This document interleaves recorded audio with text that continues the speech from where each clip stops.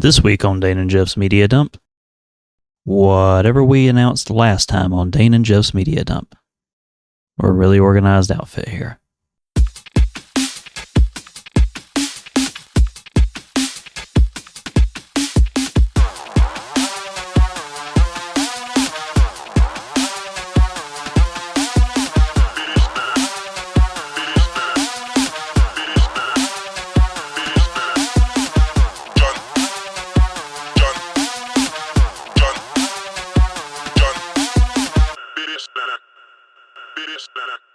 You know, the man was 93. Man lived a hell of a life. Yeah, you can't say it was too short, but man, he's just so damn iconic. He was. He was the voice of many generations. I mean, obviously you got his traditional movies that everyone is well aware of and how iconic they were. Apparently he worked at CNN for some time. I didn't even know that about him. This makes me want to go through all of his stuff and see what I've missed over the years. Yeah, right? I mean, I'm currently just going through it right now. I mean, it's just a hell of a career. I mean, did you know his first role was Dr. Strangelove, the Stanley Kubrick movie? Oh, wow. That is a hell of a first role. Mm-hmm. Hell of a director to have to work with on their first movie, too. I mean, we could definitely have a podcast on just Kubrick alone, but... Hell, you could do a podcast just on how Kubrick fucked with everybody on The Shining. I mean, Shelley Duvall just recently passed, and that poor woman, what he did to her, man. Well, I mean, you can't say he didn't get a genuine response out of her. It's true, but... I mean, there's something to be said for being a bastard when you get results, but still... Yeah, but when you're torturing your actors just so you can have that one shot is pretty extreme.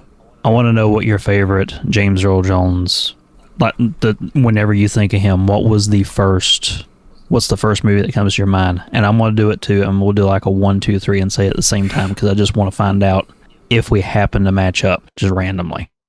What do you think? 1, 2, 3. The Hunt for Red. That's a Hunt for Red October. Of course, that is not entirely true, but that's still a great movie. He plays a very strong character, but actually, to me, his most iconic role to me is The Sandlot. Yeah, honestly, to me, that is my favorite role that he ever did, and just really iconic to me. But the first thing I always picture him as, for some reason, as little as I remember from the old Schwarzenegger Conan movies, he was it Thulsa Doom? Yeah, something like that. I have that mental image. I remember next to nothing about those movies. It's been so long since I've seen them. But I think James Earl Jones, I go to that, then I go to The Sandlot, and then there's the most iconic ones that everyone always thinks about, like Darth Vader. Of course. Field of Dreams. Mufasa. It doesn't help that because I have such a dark sense of humor sometimes, everyone's just like, oh no, this is such a sad day. I'm throwing in the gifs of Mufasa getting thrown off the cliff.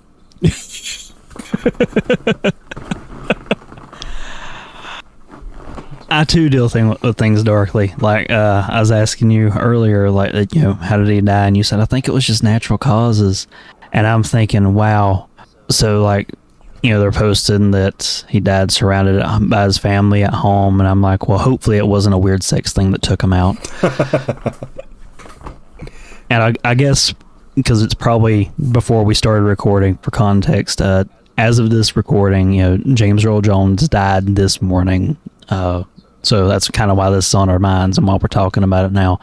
And this will post a few days after this, so it's old news by the time y'all are listening to this, but we're still kind of processing it and talking about it. Oh, absolutely. The wounds are going to be fresh for a while. I mean, you can't go through life without knowing who this man was. You've had to have seen one of his movies or heard his voice at least once. It's just way too iconic for you to live in that big of a bubble. And unless they had really good lawyers, thanks to Disney, we'll probably be hearing his voice for the next 100 years in, tons of Star Wars spinoffs and whatever the hell that they want to keep doing to continue butchering that franchise. Well, let's not talk about that. This is supposed to be the day is sad enough. Let's not talk about the ever continuing fall of Star Wars, even though I really don't like it anymore. This modern trilogy, or the sequels, they're terrible. I hate them so much. Real talk, I've never really been that big of a Star Wars fan, man.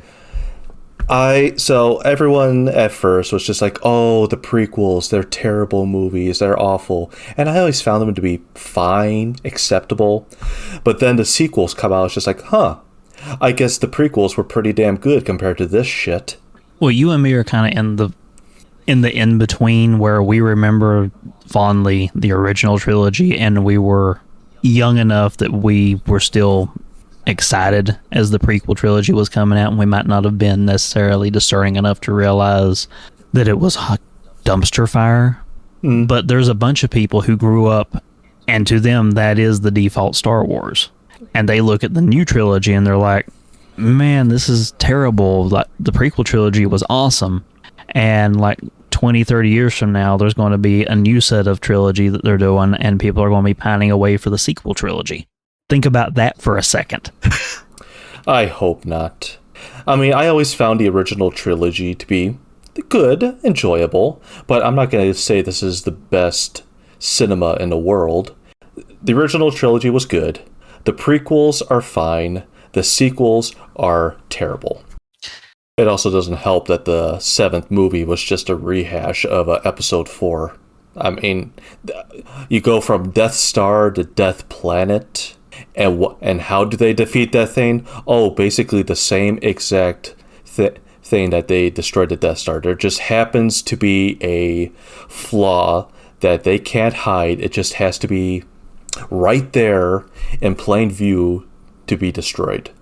Oddly enough, when I watched episode 7 for the first time, I was watching a bootleg that someone had filmed from in the theater, because even then I was like, no, I'm not paying for this.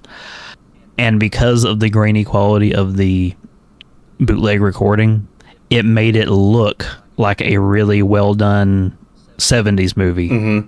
So the fact that it was rehashing A New Hope and looked old, but like with better effects, but still looked old, it triggered extra nostalgia. So I had to watch it a second time to realize how terrible it actually should have registered in my brain, because I had that extra little aesthetic thing of, oh wow, maybe it's not that bad.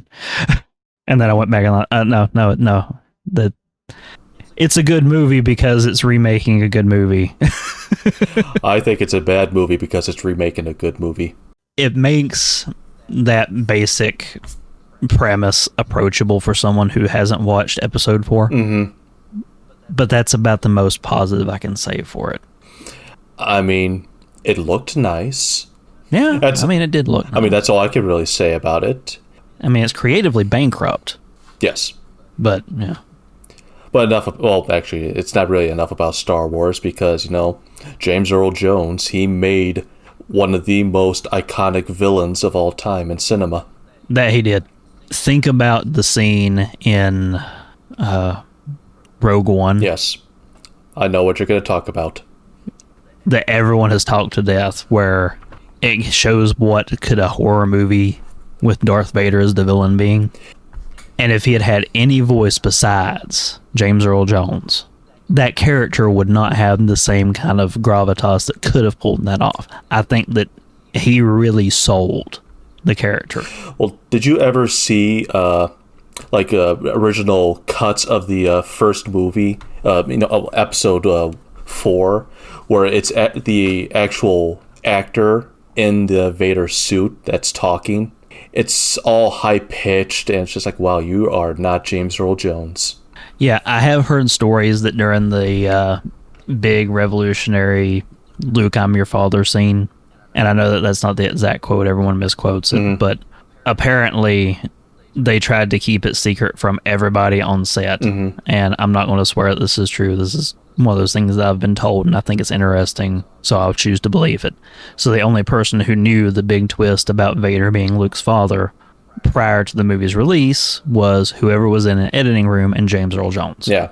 Because they had him read a different line, And apparently, Mark Hamill was really confused. Like, why am I reacting so much to this idea that, I didn't kill your father, Obi-Wan killed my father? Why am I that upset? I was only with, like, Ben for, like, what, 2 days in universe? Why would this upset me so much? Because that was the line. They said, Obi-Wan killed your father instead of I'm your father.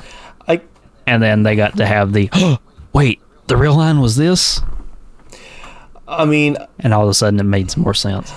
I mean, I don't know. I mean, I get why they had to change the line and why Hamill was all confused. But then it just brings the point of in episode 4 where it's like, why is he so sad that this person that you knew for only 2 days gets beheaded? And you're just like, I can't believe he's gone. Why are you crying for someone you just met? Movie logic, man. I think he was more upset over Ben than he was his actual, aunt and uncle who had raised him. True. The Sandlot. I mean, what were any of us expecting when they finally defeated the Beast? And they walk up to the house, knock on the door, and there is a blind James Earl Jones just walking to the door. It's just like, oh, okay. I mean, I wasn't prepared for this. I imagine me being a little kid and I hear James Earl Jones' deep booming voice coming from out of the house. Who's out there? And I would probably soil myself. Yeah. And then for a much larger than me man, plot twist blind, to walk out and then end up inviting me in and talking to me. And then there's just this warm kind of... He's almost like a grandfatherly figure to them, like, instantly. Oh, absolutely. I mean, one of the best moments is... It's like, you stole Babe Ruth's... Or your dad's Babe Ruth signed baseball. You're dead where you stand. But I love that scene. It's just such a wonderful scene. It's great. I mean, it's a great movie. It's just... It all comes together knowing that... The bad man you're thinking is supposed to be this evil, cold-hearted person that allows his dog to eat kids. Oh, it's just this kind, old James Earl Jones with just that iconic voice. But another movie that I said was A Hunt for Red October. I mean, in that movie, he's just Alec Baldwin's boss. They work for the CIA. And did you ever see that movie? I have, but it's been a while. Well, one of my favorite lines from that movie, and he's the one that says it, is they're in the process of getting ready to meet with Sean Connery, talk about defecting, and James Earl Jones is talking to this weapons expert. He's like listening in to make sure that the torpedo that was launched at the Red October gets... it strikes. But James Earl Jones detonates it early, and then he just pulls out his badge. He's like, son, you heard the torpedo hit the hull, and I was never here. I mean, only James Earl Jones with that voice could deliver it. So, I mean, you could definitely tell it's just like, this is what's going on. But there's a little threat behind it. Well, I'm looking at our recording. We're 20 minutes into a cold open. So you know what I'm thinking? I think I do. Time for a drink. Welcome to Dane and Jeff's Media Dump. I'm Mr. L. Dane Puzzles Esquire. Mr. Puzzles for short, Dane for shorter. And of course, with me as always, since we named the show after him, Mr. Grumpy himself. Grumpy Jeff. How you doing, Jeff? I'm good, Dane. How you doing this lovely evening? Drinking away my sorrows, man. Drinking away my sorrows. What you got there? Oh, doing a Boilermaker. Evan Williams, 1783, and Sam Adams, Oktoberfest. If only I was more of a whiskey drinker. Here I am, just drinking some bottled water. Someone's got to hang out at Sober Valley Lodge. Well, I got plenty of vodka on the shelf, so maybe next episode I'll pour myself a nice cocktail. Or just throw some ice cubes on it and pass it off as water. I'll never know that. Yeah, right. But how have you been? How's everything been going since our last recording?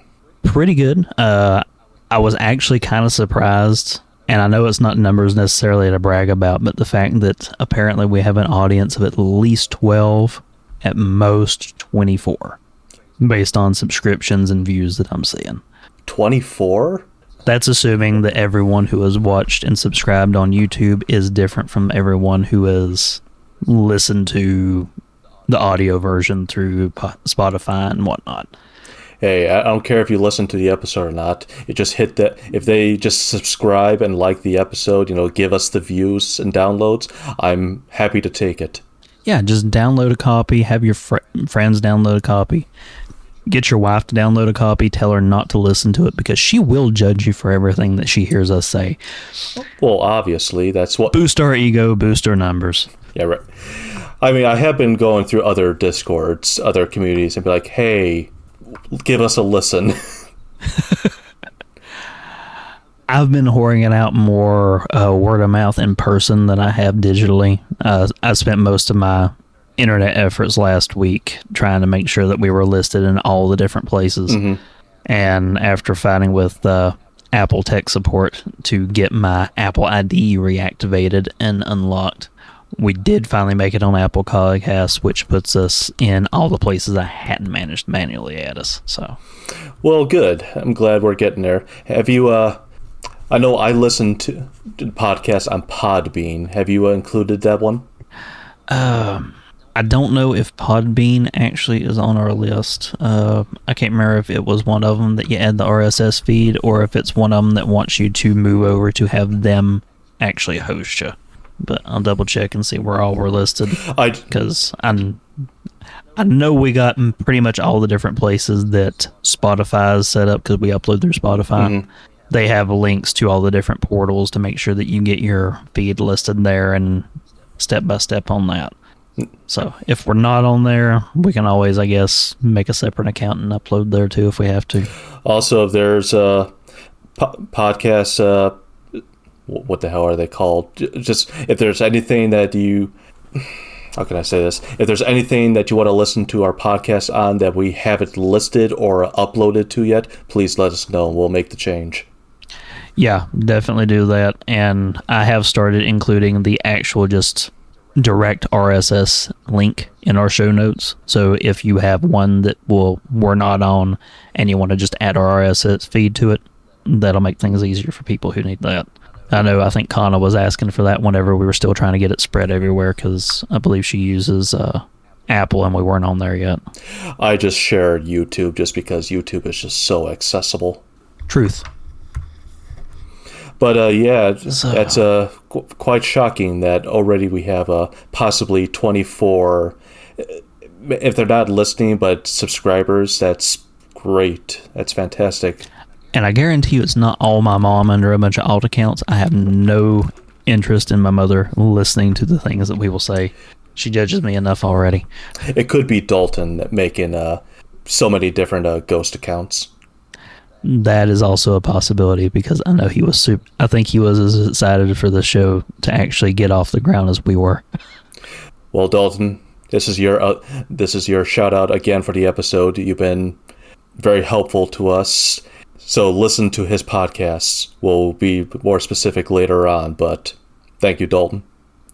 We can be super specific right now, because you had a guest appearance last week, didn't you? Yes, I did. I appeared on his podcast, the Steam Machine podcast, where we were talking about Mass Effect, just the first game.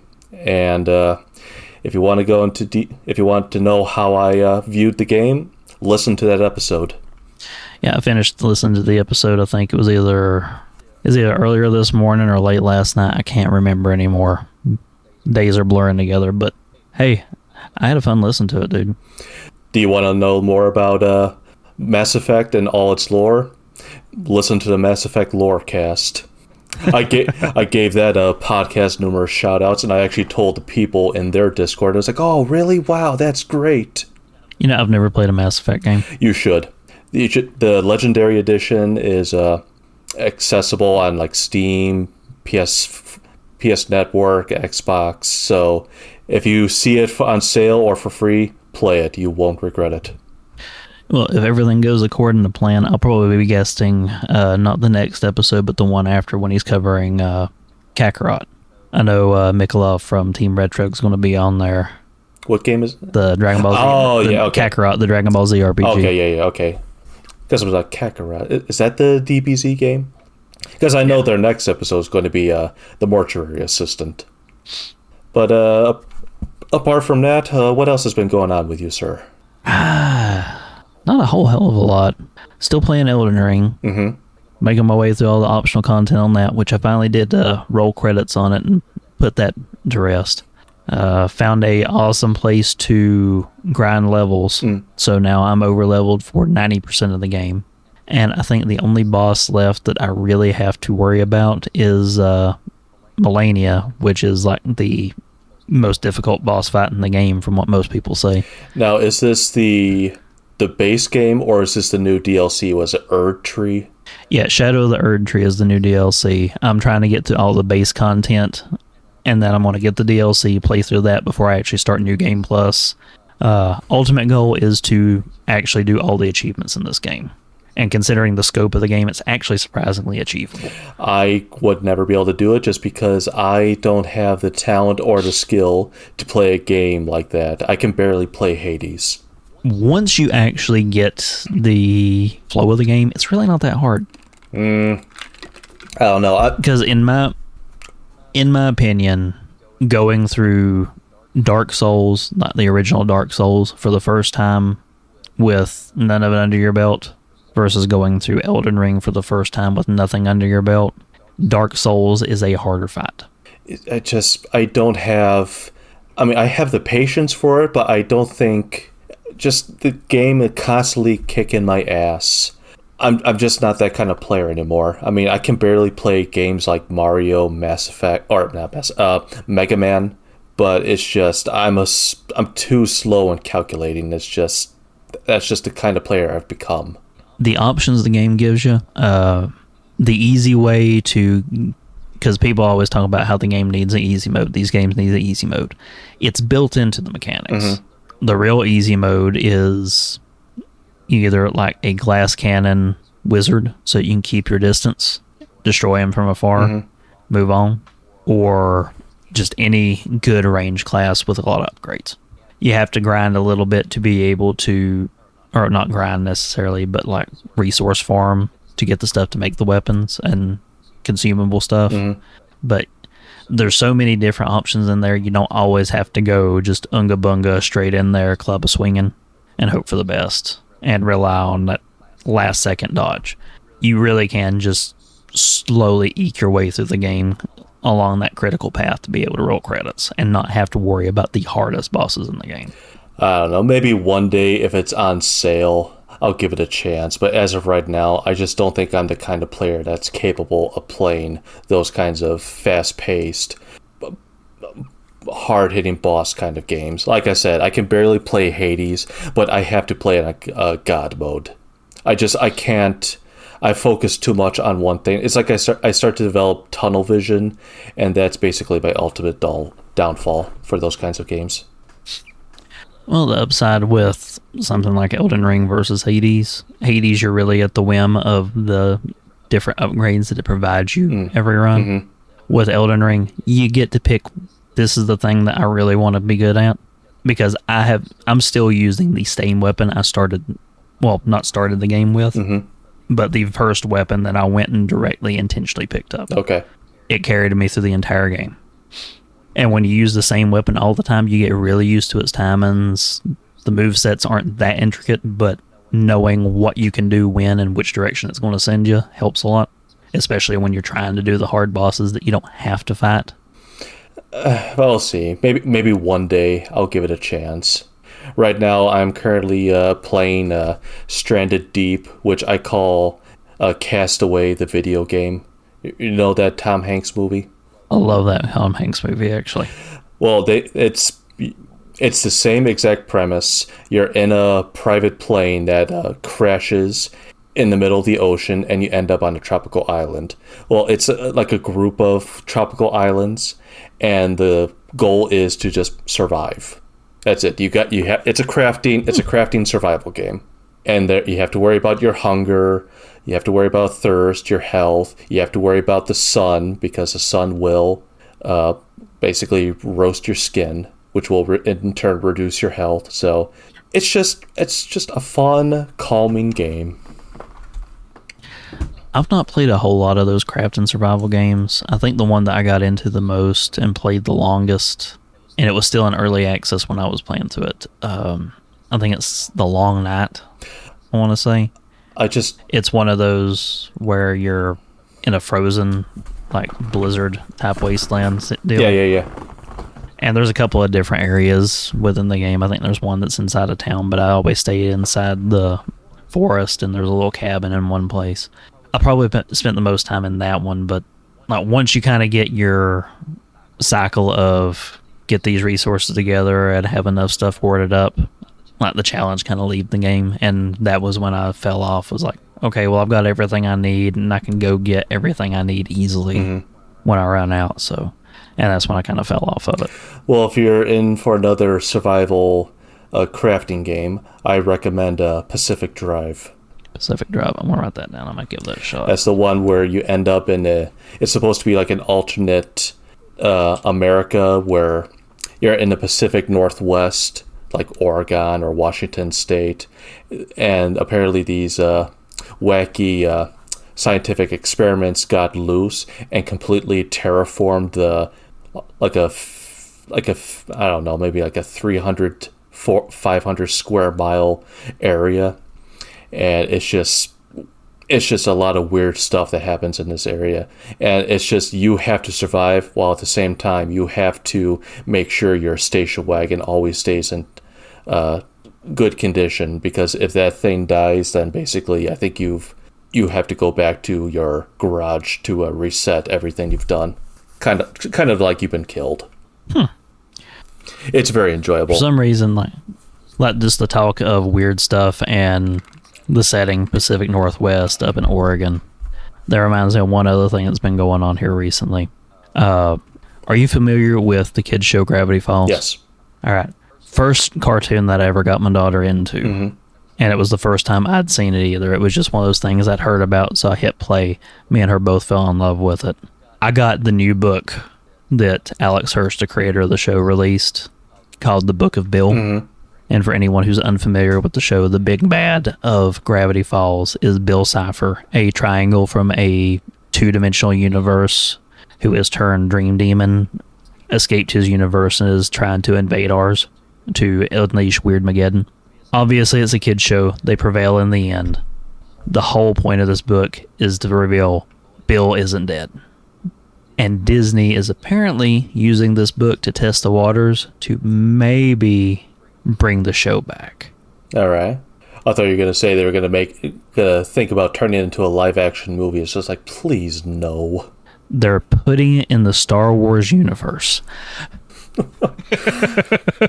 Don't joke about that. That's way too likely to happen. Darth Cipher. Oh, no. Grunkle Stan's going to be a Jedi. Oh, my God. But the book's supposed to be for older readers, so naturally I'm reading it to my 7-year-old daughter because I'm a responsible father. Of course. I mean, we grew up in a generation where we were watching Blues Brothers, Revenge of the Nerds at the age of 5. All the Alien movies, all the Predator movies, RoboCop. Yes. And they had toys for the R-rated movies. And just for the kids, we had Don Bluth with American Tail, The Land Before Time, The Secret of Nim. You know, Doesn't matter how tortuous the whole movie is, as long as it's got a happy ending. Exactly. You know, for kids. Dude, I know you remember All Dogs Go to Heaven. Oh, yes. So, you know the deal with the voice actress for the girl, right? Yes. Yes, I do. All right. Burt Reynolds, who voiced Charlie the dog, recorded his lines where he's saying goodbye to Anne-Marie after the girl passed away. Did you know about that? I actually just recently read something about that. I was just like, Jesus. I watched that, and it was like a little YouTube short, TikTok type thing, and like they tell the factoid, and then they play the clip, and I cried like a 12-year-old girl listening to that, knowing he knew and he was saying goodbye, and that was just so damn heartbreaking, man. I think I saw the same exact thing. It might have been, it showed up on my Facebook reel, or I literally watched the same exact thing, and knowing that he literally was saying goodbye after she passed away, it's like, Jesus Christ, Bert, I don't know how you got through that, man. But like, I'm standing there, I got my earbuds in listening to it. I'm standing in the kitchen, I got it sitting on the counter, I'm watching that clip, and I'm just fuck. And my wife looks at me like, why are you being such a bitch right now? I said, all dogs go to heaven. She's like, what about it? I said, you don't want to know, you'll never be able to watch the movie again. Well, it's hard enough to watch Land Before Time knowing that, oh, you're the voice of Ducky. And just, yeah. I think it's only like 1 year later, maybe 2 at the most. It's all of a sudden it's just like, oh, damn it. Hooray, childhood trauma. The 80s. Oh. Well, dude, did you have anything else you want to talk to before we got into today's topic? No, I mean, just normal work for me. I actually finally got my car back. It's been in with the mechanics since last Thursday. I mean, it wasn't a serious issue. I think it's just the fact that they were so busy, and of course they're closed on Sundays, and it's just like, yeah, it's just one of those things that, like, we haven't had time to look at your car. Well, finally they got it in today. It's just like, oh yeah, it's an easy fix. It was a brake light switch finally crapped out, but it wasn't terrible expensive. It's just one of those things of, I had to go, was it 3-4 days without my car, and so my wife was my chauffeur. Yeah, we've only got the one car, and I remember whenever the deer hit me, it was the deer hit me.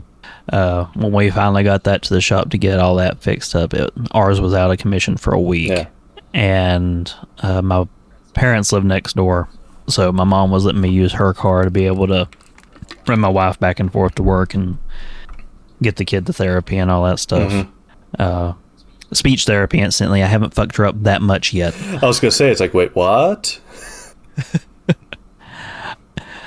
Yeah, she's gonna have to deal with, the getting her head shrunk whenever she's an adult, to deal with the inevitable childhood traumas that I will induce just by virtue of being weird as shit.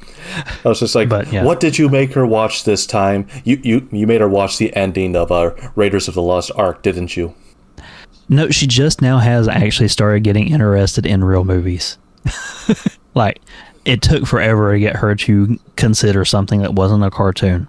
And I think what started it, she watched the You Have No Reason to Know What This Is, and I'm sorry that I know what it is, but the Zombie High movie, where it's a high school like rom-com on Disney, and the whole premise is it's a town full of perfect people, but they have zombies, and it's a racism analogy where, the zombies are fighting for their civil rights to be included in society. And the sequel introduces werewolves, so they're the analog for Native Americans. And then I think the threequel introduces aliens, and you find out that Pretty Little Human Girl is half alien the whole time. So, remember when Disney had normal after-school movies such as My Day with the President's Daughter? I never really watched that many Disney things when I was a kid. Not directly, anyway. We didn't have the Disney Channel. We were a Nintendo. Listen to me. Wrong N-word. Nickelodeon family. Well, Nickelodeon had some better shows. I mean, Rocko's Modern Life, I maintained, is the best cartoon. I was really big on Ren and Stimpy. Rocco was awesome, too. And I can't believe some of the dirty jokes, they slipped under the radar on that show. Well, we were young and dumb. We didn't know what they were talking about, or what they were referring to, until later on. Though I did understand Rocco working at a sex hotline. Oh yeah, I caught that one too. And I caught the episode where they hooked the milker up to heifer. Because I discovered what the wiener could accomplish at a very young age. I started at 5. Is that young or late? But well, did you also see the episode? It might be the same episode. I don't recall. But apparently, heifer has a spends the night with a hooker. I don't remember that one. I don't remember what hotel they stay at, but you can hear him say, "Oh, Sheila." The hotel might be like one night hotel or something like that, and it's just like, oh. I mean, obviously, as a kid, you're just like, what are you talking about? But now it's like, oh, heifer, you're with a hooker. Good for you. But the thing that never clicked with me when I was little was, he's not a cow, he's a steer. You know the difference between a steer and a bull is balls, right? Yes. His dad was great. He's the only one, I think, out of all of them in his family. It's like, he's a steer. It's like, I understand my son's adopted, but he's a man. He's a eunuch. I don't know. I had the kind of dad that it wouldn't have surprised me if he walked around yelling at all my friends and family members that, I didn't have testicles. No, I had the kind of dad that didn't like the fact that I was watching those kinds of shows or Beavis and Butthead. And he certainly didn't. My parents were not amused by Beavis and Butthead either. And both of my parents didn't approve of the fact that I played video games. Speaking of video games, how about this segue? What video game are we talking about today? We are talking about the indie classic Westerado.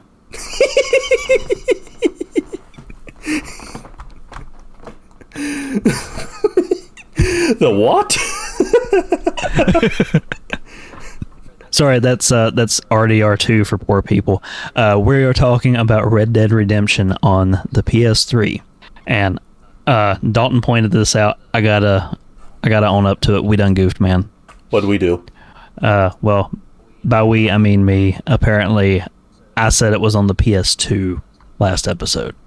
I never caught it. Otherwise, I would have told you. So that's your goof. You didn't catch. Well, you're thinking of Red Dead Revolver. That was on PS2. That was the only one that I had played up until finally pulling the trigger and getting this game. I never played Revolver. Once I finished Grand Theft Auto 4, which I maintain is the best in the series. Suck it. I immediately. I don't know if it was immediate, but eventually I was like, oh, what's this? Rockstar game, a cowboy Rockstar game. Oh, I think I've heard some good stuff about it. I'm going to give it a chance. And I don't recall what year this was, maybe 2011, 2012. Definitely after, I can't remember. I know it was after the game was released. So you kind of had a closer to release history with the game. Maybe not on release, but closer to when it was new. Absolutely. Actually, now that I'm thinking about it, it might have been 2013, so a little bit afterwards, because I got into an area or a stage where it's like Red Dead Redemption every day, and then next thing I know, it's just like, wow, Rockstar is developing this cop game, LA Noire. I'm gonna play that when it comes out.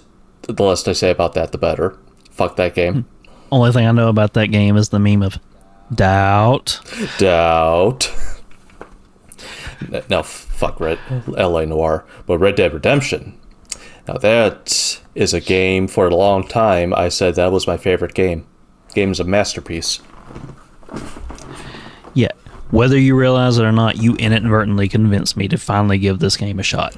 Because I've always hated the Grand Theft Auto style of game. Mm-hmm. I've said it before. I'll say it again. My favorite Grand Theft Auto game will forever be Jak 2. Okay. Wait, Jak and Daxter? Yeah, Jak and Daxter. Jak 2, my favorite Grand Theft Auto game. You've intrigued me. Have you never played Jak 2? I've never played any of the Jak games. All right, so Jak and Daxter was a 3D platformer in the vein of like Mario 64 and all that stuff. Yeah. When they released the sequel, the main creative lead took a lot of inspiration from games he had been playing recently, and it's very clear he had been playing Grand Theft Auto because they made the game very dark. Mm-hmm. They set it in a open city with a mission structure, and you can still hover vehicles and race around town, and Jak gets a gun. And as you do crimes, the Crimson Guard will come after you and try and chase you down and all this other stuff. So it is the closest thing to a Grand Theft Auto style game that I've ever actually liked. So best GTA game is Jak 2. Huh. I've heard about this series. I just didn't realize that is it just the second game or was the third game kind of GTA as well? The third game had the same thing because it had the same city in there, but they also added on the wasteland type thing, which is very Mad Max ish. Okay. And they did a really good job wrapping up the series. Whenever everything's said and done, it's one of those like, wow, I want them to do more of these games, but I can't see that how they can do it and not do a disservice to the storyline that they managed to pull out of their ass. Maybe one of these days I'll give it a chance, because I've heard good things about those games. I'll be fair, the only game, or only a series that came out of it, because Jack and Dexter was PlayStation, right? It was a Sony it was PS2. I mean, you got Ratchet and Clank, you got Crash Bandicoot. The only game franchise made by that was for the PlayStation, and I've only played it recently because of the Reignited trilogy, and that's Spyro. Spyro is a fun one. I've been playing that off and on my little retro handheld for the last couple months, just slowly working my way through it. Yeah, I've been trying to do the same as well. It's just fun, enjoyable. I mean, everyone who's played the Reignited trilogy at this point will probably all say the same thing. It's a great game. It looks beautiful. I mean, what more is there to say? But we're here to talk about Red Dead Redemption, damn it. So, well, you first. My knee jerk with the my knee jerk with the game was not interested because of a guilt by association, where I didn't like the GTA games. I took one look at it and I said, Grand Theft Horse, pass. And I don't know how you have been as far as like your entire life towards Westerns. My dad watched them all the time, and just as a kind of youthful rebellion thing, by default, I was very anti-Western. So it kind of had two strikes already. So I fell off of consoles on the PS3. I think the only PS3 game I might have played was Bayonetta and God of War 3. All right. I played those two, and then because I even played Devil May Cry 4 on the 360. I don't really have a good experience with the 360. I mean, to be fair, I really don't have... I mean, I loved my PS3 at the time, but in hindsight, now that I'm thinking, it's just like, wow, that thing was kind of a piece of crap, especially when it came to Bethesda games. But who knows if that's just Bethesda or if that's the console itself. Well, Bethesda going to Bethesda, and the PS3 was good, but the problem was the architecture for it, just at a hardware level, was so weird. Very few people knew how to properly utilize it, and the few people who went out of their way to handicapped the games to being locked to that system. Like, that is the reason that Metal Gear Solid 4 Guns of the Patriots has never seen re-release anywhere else, because Kojima went out of his way to utilize as much of the system on its own terms as possible. Made a fantastic game because of it, but it doesn't run anywhere else. Well, I was going to say, because a lot of these Rockstar games are locked on the PS3, but then, I'm looking... Red Dead Redemption did come out for the Switch and PS4, but Grand Theft Auto 4 is always going to be locked because Rockstar has stated, and this is the same with Red Dead Redemption 2, they're putting all their focus into GTA Online and GTA 6. Everything else is just being forgotten. I mean, even the Grand Theft Auto Definitive Edition was by another developer who made the... I think mobile games, and those things are apparently a bunch of just shit. Do you know anything about the development on those? Because I've looked into it. The Definitive Edition? Yeah. I mean, I think the only thing I heard is that they were developers of... Which mobile version? I know they were... I know... Go ahead. I'm not sure on that, but I know that they were involved with some mobile ones. But when they did the definitive edition of those older titles, they handcrafted a few up-res assets, but the vast majority of the game was just AI upscaling. All I know is that those games apparently ran like shit. I mean, terrible performance issues, and they were ugly. Bad performance, when you're dealing with AI upscaling for an image, random little tech rant, the model that you're using to increase the stuff, it has to look at a single pixel and then hallucinate what would be there if that one pixel was, say, 4 pixels if you're doubling the resolution. Mm-hmm. If you're upping it by 3, it's having to hallucinate the stuff from 1 to 9. And it just goes up in orders of magnitude of shit that it has to make up. So the bigger you're making the stuff to up-res something, the wonkier it's going to look. Apparently, they had a very rushed development because they pumped them out really fast, considering the dev time that they had. Mm-hmm. So they had to use these kind of shortcuts, and they still didn't have enough time to make it properly work. And then, to add insult to injury, when they released the definitive edition, Rockstar delisted the previous ones. Yeah, I always thought that Rockstar was a good company, but then in recent years I realized, they suck pretty hard.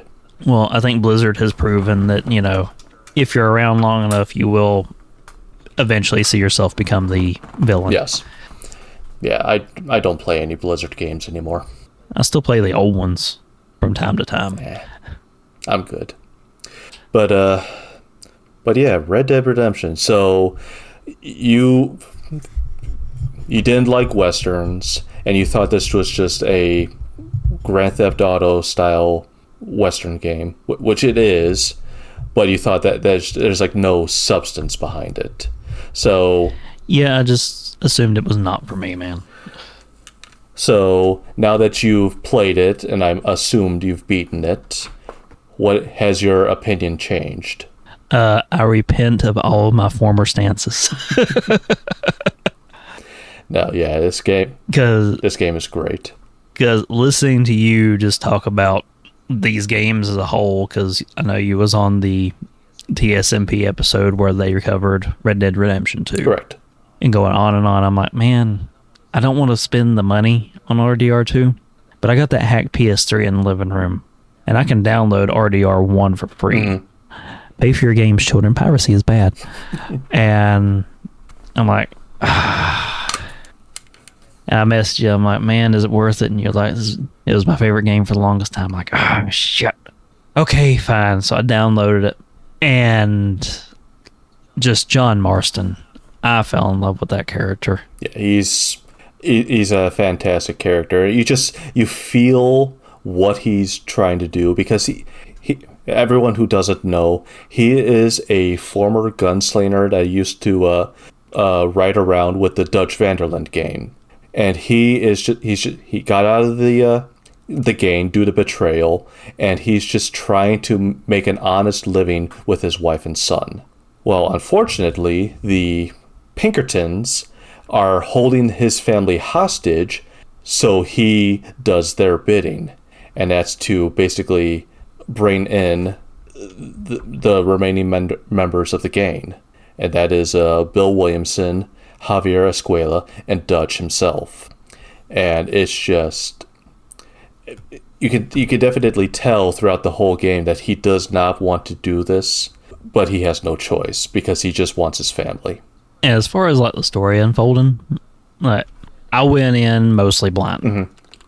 I knew bits and pieces just through cultural osmosis, but I didn't know the finer plot details playing this game. So the fact that John plays everything so close to the vest through most of the game, or early parts of the game, kind of alluding to the situation, but never coming out and saying everything that's going on just straight from the get-go, kind of having that, playing into those Western tropes of the hardened gunslinger with a mysterious past. Mm-hmm. But you do get bits of his history as the game progresses. Like early on in the game, I mean, you find he has a family and such. This is the only mention of it. He had a daughter, but she died at a young age. Yeah, and they never give her name. They never tell what happened. Wasn't it But wasn't it cholera? Wasn't. I don't remember it actually giving which it's not important. I played through the game once. It's not important, but the fact is that they slowly and surely he opens himself up to not everyone, because most of the people around him, he's just like, fuck you. I'm just want to do get my family back. But there are a select few like Bonnie McFarlane and Landon Ricketts, people that it's just like, you understand the pain of what I'm trying to go through. It's like you people are just trying to make an honest living, but you're constantly getting tortured by various gangs of the West. And then you got Landon Ricketts. He's a retired gunslinger that's now living in Mexico, trying to help families try to get through this. Basically, it's kind of the equivalent of what Santa Ana did. Yeah, they're going through that rebellion, and just through the nature of it's a game, you get wrapped up and you're ended up playing both sides of that rebellion, working for both the military and for the rebels at various points, trying to get Bill and Javier at that point. But, and for the record, this is going to be a full spoiler cast, so if you haven't played the game, spoilers on a... how old is this game at this point? May 2010 is when it was released. Yeah, so 14-year-old game. So if you haven't played it by now, it's just on you. But yeah, it's game starts off with literally a huge mystery of you see John Marston just getting surrounded by a couple Pinkertons. One of them is the main, he ends up being the main antagonist or the final antagonist of the game, Edgar Ross. Basically, you just tell him, get on the train, and you'll go from there. So it's as the game progresses, the story reveals itself to you, but you feel so bad for John. And you can tell through the whole thing that his wife and his kid are definitely always on his mind. Mm-hmm. Because, being a Rockstar game, being a GTA style kind of open world title, they have kind of a certain reputation in their other titles with, sex workers. Sure. And this is the Wild West. And you're frequenting saloons. And you know what sort of people work in those. But every time he's getting propositioned by one of the hookers in the game, what's the first thing out of his mouth? Sorry, ma'am, but I'm married. Yeah. Not even an option. They won't give you the option. It's automatic rejection just because he is a committed family man. And those that haven't played Red Dead 1, this takes place... The game starts in 1899, so this Red Dead 1 takes place in 1911, so that is 12 years. Yeah, I was thinking it was about a decade in between them on the storyline. You see John grow as a character, so the version we see in this game is just like, this is the fully realized family man. And even at the end of the epilogue in Red Dead 2, I think that ends in 1908. So for 3 years, you have John doing his best to be the committed family man who runs a ranch. And all of a sudden, this dream of his just gets swiped from him because his family is being held prisoners. And as far as just overall story, it plays all the tropes, but there's kind of a sincerity underneath everything to the kind, because it's still Rockstar. There's a little bit of a satirical parody to the way they present this world, but there is a real sincerity in how they approach John's story. Oh, absolutely. Yeah, there's the over-the-top moments, but they do a really good job actually putting some heart into it, and I didn't know Rockstar had that in them. Well, even Dutch at the end, you're thinking it's just like, okay, because this is supposed to be the first portrayal of Dutch, we don't know what his character is, so we're thinking, okay, he's just going to be the final guy, and that's it. You realize where he's coming from, and you can see that he doesn't want to do... Well, he kind of does want to do this, but at the same time, he sort of doesn't. It's just what he has to do. And even John is just like, listen, you betrayed me. You tried to have me killed. I still want you to try to give up so you can try to redeem yourself, and he won't do it. Well, even with a character backstory on there, Dutch was very much a father figure Yes. in John's life. So having to go after him to begin with is putting John in between a rock and a hard place, even with all the history of, the betrayal and all that. He's still like, yeah, but he took me in. Dutch, in a way, raised him for part of his life and instilled a lot of the foundational morals and ethics that he still runs on, even post outlaw life. Sure. And it's interesting playing through the game and thinking, all right, well, I'm playing a former outlaw. How much of that have I really left behind? Because the game does give you the option to play and do crimes in there. There's a few moments in the game where you kind of have the choice of, do I take this guy in and put him in jail, or do I gun him down? And the game doesn't throw that up in your face. It just kind of makes it clear that, all right, it's time for you to act, and lets you do what you do. And I appreciate not having the, press circle for good choice, square for bad choice sort of you thing. You literally only actually having to go through and do what you do. And you literally sometimes only have seconds to respond. So a couple of them that I remember, and I'm curious, I want to know do you remember what sort of things you did the first time you played through? I remember that I tried to... I'm always in these kinds of games because this game does have an honor system, kind of like the karma system with Fallout. You can either be good or play as bad. And I always play good in these kinds of games. So every chance I can to do the good deed, I will do it. For the most part, I did that sort of thing. Anytime there was one of those random quests where somebody ran up and they're like, help, they stole my this, or he took me that. Yeah, most of the time, if I caught it, I did it. But whenever it was a shootout and someone's challenging me to a, quick draw event, about half the time I shot the gun out of their hand. About half the time I dropped them dead. I think it just depends on the person. Because I've done the same. Yeah. But apparently you do get higher rewards if you shoot the gun out of their hand. I think you're right. I think that might have been what made me start trying to do that more often. But every now and then, if I was in the, I forget the name of the town, but the area that's populated by the thieves and outlaws. In the desert? No, the kind of swampy area, we're heading towards Blackwater from Armadillo. Thieves Landing. Thieves Landing, that's it.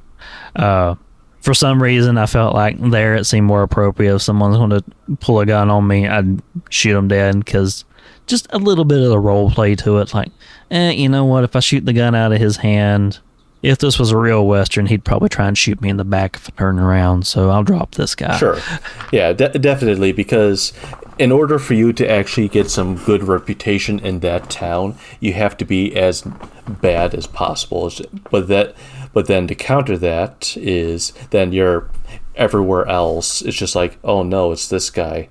Quick, let's double his prices when he wants to go shopping. So it's the rewards don't make sense. It's for that town. Yeah, it's counterintuitive versus the rest of the town, but it does give you an option in case you playing the game and you're going black hat. You do have one area that will kind of be a safe haven and a place that you can still be able to recover some of those goods that you can't necessarily buy elsewhere. Yeah, but at that point you earn so much money. It's just I'm fine with paying the extra. Yeah, I don't know about you, but I'm playing the 5-finger fillet mini game. I very quickly memorized all the patterns and could just do it without actually having to look anymore. And that just became Quaker Instant Cash for me. So I was never really hurting for money once I figured that out as far as the rest of the game goes. And plus, if you really want to do the honest living and sell pelts, you could do that as well. But it gets to the point where it's just okay, now you need to find lost treasure. And then now all of a sudden it's just okay, I've done everything. I've actually 100% of this game. That's how much I've loved it. And you do have to find lost treasure, and you get so much money from that alone. It's just I just got a kick out of the fact that you could, if you were dedicated enough, kill all the buffalo, and there's just no more buffalo anymore in the game. They don't respawn? If you manage to take out all of them in an area, then you get an achievement. They're all gone. And from my understanding, no, they don't respawn anymore once you take them all out. Oh, that's hilarious. I've never tried that. It was a fun nod to reality on that one. Yeah. But, I mean, maybe if I could be mistaken, they might respawn again if you save and quit out and stuff like that. But, like, yeah, you can just take them all out. No more buffalo. Yeah, I find that funny. That's an achievement. I never tried it. But I didn't 100% it. I did all of the different, like, stranger missions. So, as far as, like, story quest content, I managed to play through all of that. And I did all of that, before finishing the game with John. I know we'll get to that in a little bit. But I didn't bother going through all of the grind these different tasks to unlock all the outfits type thing. I did that. I spent a lot of time doing that. I started to, but I quickly lost interest with some of the things, like having to kill this many cougars with dynamite or something like that. I do recall. I think you have to kill a couple. Or maybe it's coyotes. Well, I do recall. It might actually be with the cougars. You have to kill them with a knife. Maybe it's them with a knife that I'm thinking about. But yeah, there was just ridiculous killing these very deadly animals with a very not your default weapon. And that was when I got, it's getting a little bullshitty. So I kind of lost interest and fell off at that point. But I did have a blast just running through it all. So the other points, the first of the outlaws that you're out to get that you pick up is the second one you encounter, Javier. Did you jail him or shoot him? The first time I jailed him. My next playthrough I shot him. All right. First time I did it, I jailed him. I kind of got this whole... There weren't the same kind of hard feelings between John and Javier that there were between John and Bill. So I'm like, yeah, you know what? I'll take him in alive. And then later, the leader of the Mexican military who's fighting off the rebels takes off with Bill, who shot you at the beginning of the game. Yeah.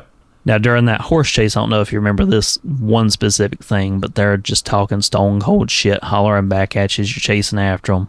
Bill yelling about how your wife was a whore and they all laid with her and this, that, and the other. And when we finally caught up with them and, you wrecked the carriage, the Mexican general, I think he was a general, he might have been a captain, I can't remember exactly his rank, but he comes out with Bill. He's like, no, here, take him and spare me, and all of this can be said and done. We can go our separate ways. How did you play that one out? Well, I actually tried to see if I can jail Bill as well, and I actually lassoed him. The game does not allow it. You have to kill Bill. I see what I did there. No, the game gives you no choice. You have to shoot him. I didn't test it. Whenever I was doing the chase, I'd already made my mind up on how this is going to play out.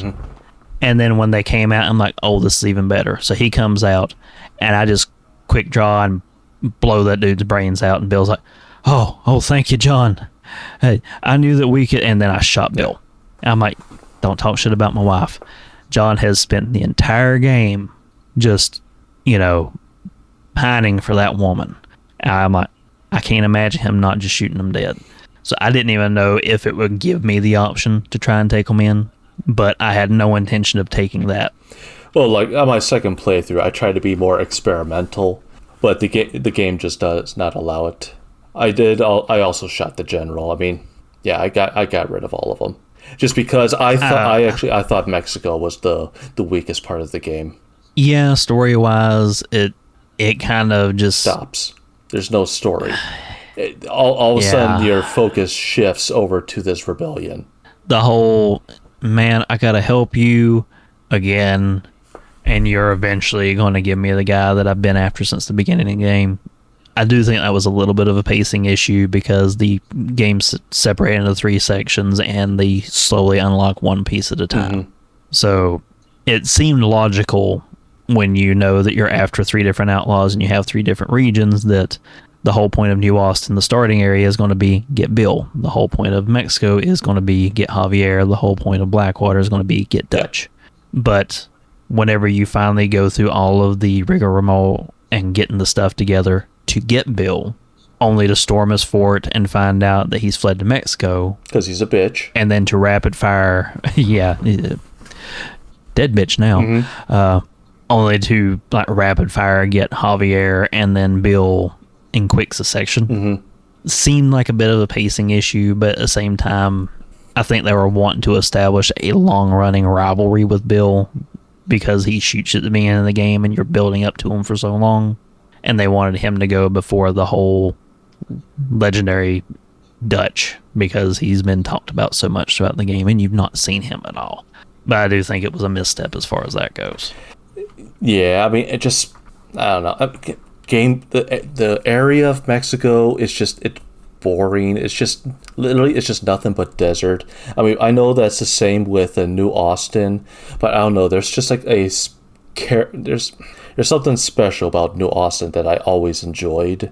Mexico, it just seems devoid of that. The characters, I mean, what's his name? Abraham, the leader of the rebellion, his character was just a pain in the ass. I mean, literally the only good character throughout that whole second part, the second part of the game, is Lennon Ricketts, but you don't deal with him much. Yeah, like I ran into him and I was doing his quest first, and I was really sad to find out that there wasn't a whole lot to do because he pretty much teaches you some quick draw game mechanics. A third of the way into the game. He teaches you how to play poker. And then, like, almost immediately you're done with this quest. And I was like, hey, I wish there could have been some more stuff with him. Yeah, I think you only do like 3-4 missions with him. And then all of a sudden it's just like, all right, I think it's time for me to go back to America. It's just like, all right, I was kind of hoping to do more missions with you, but you're just kind of like what we were talking about earlier. You're just kind of like a quick Obi-Wan Kenobi kind of character, and then you're gone. And I was kind of mixed on the Blackwater area, more than like it's just exploring the area itself. I don't know if it was where I was coming to the end of the game and was just kind of wanting to go ahead and finish the story out. I guess the whole civilized town portion just didn't intrigue me as much as the New Austin one, where it was just classic what you think of when you think Wild West and Western. Well, it's supposed to be the personified version of civilized America killing the Old West. So, New Austin, that's the classic West. That's the old middle of nowhere town with the saloon and everything, and then you have Blackwater, which is supposed to be the new civilized America. I mean, obviously everyone, but it's just I actually enjoyed exploring Blackwater. Just because I don't know. I think I just, in terms of story wise, obviously it would make sense why John would not want to be in that area. But in terms of my personal opinion, I liked exploring it. I thought it's like, okay, this is a nice town. The forests are pretty. I mean, I always loved going back to John's ranch at Beecher's Hope. Yeah, that was nice, and the kind of the prairie area outside of the city proper. I had some fun kind of running around in that, and the forest up there. It's just, I think by that point I was just really invested and wanted to see the end of the story.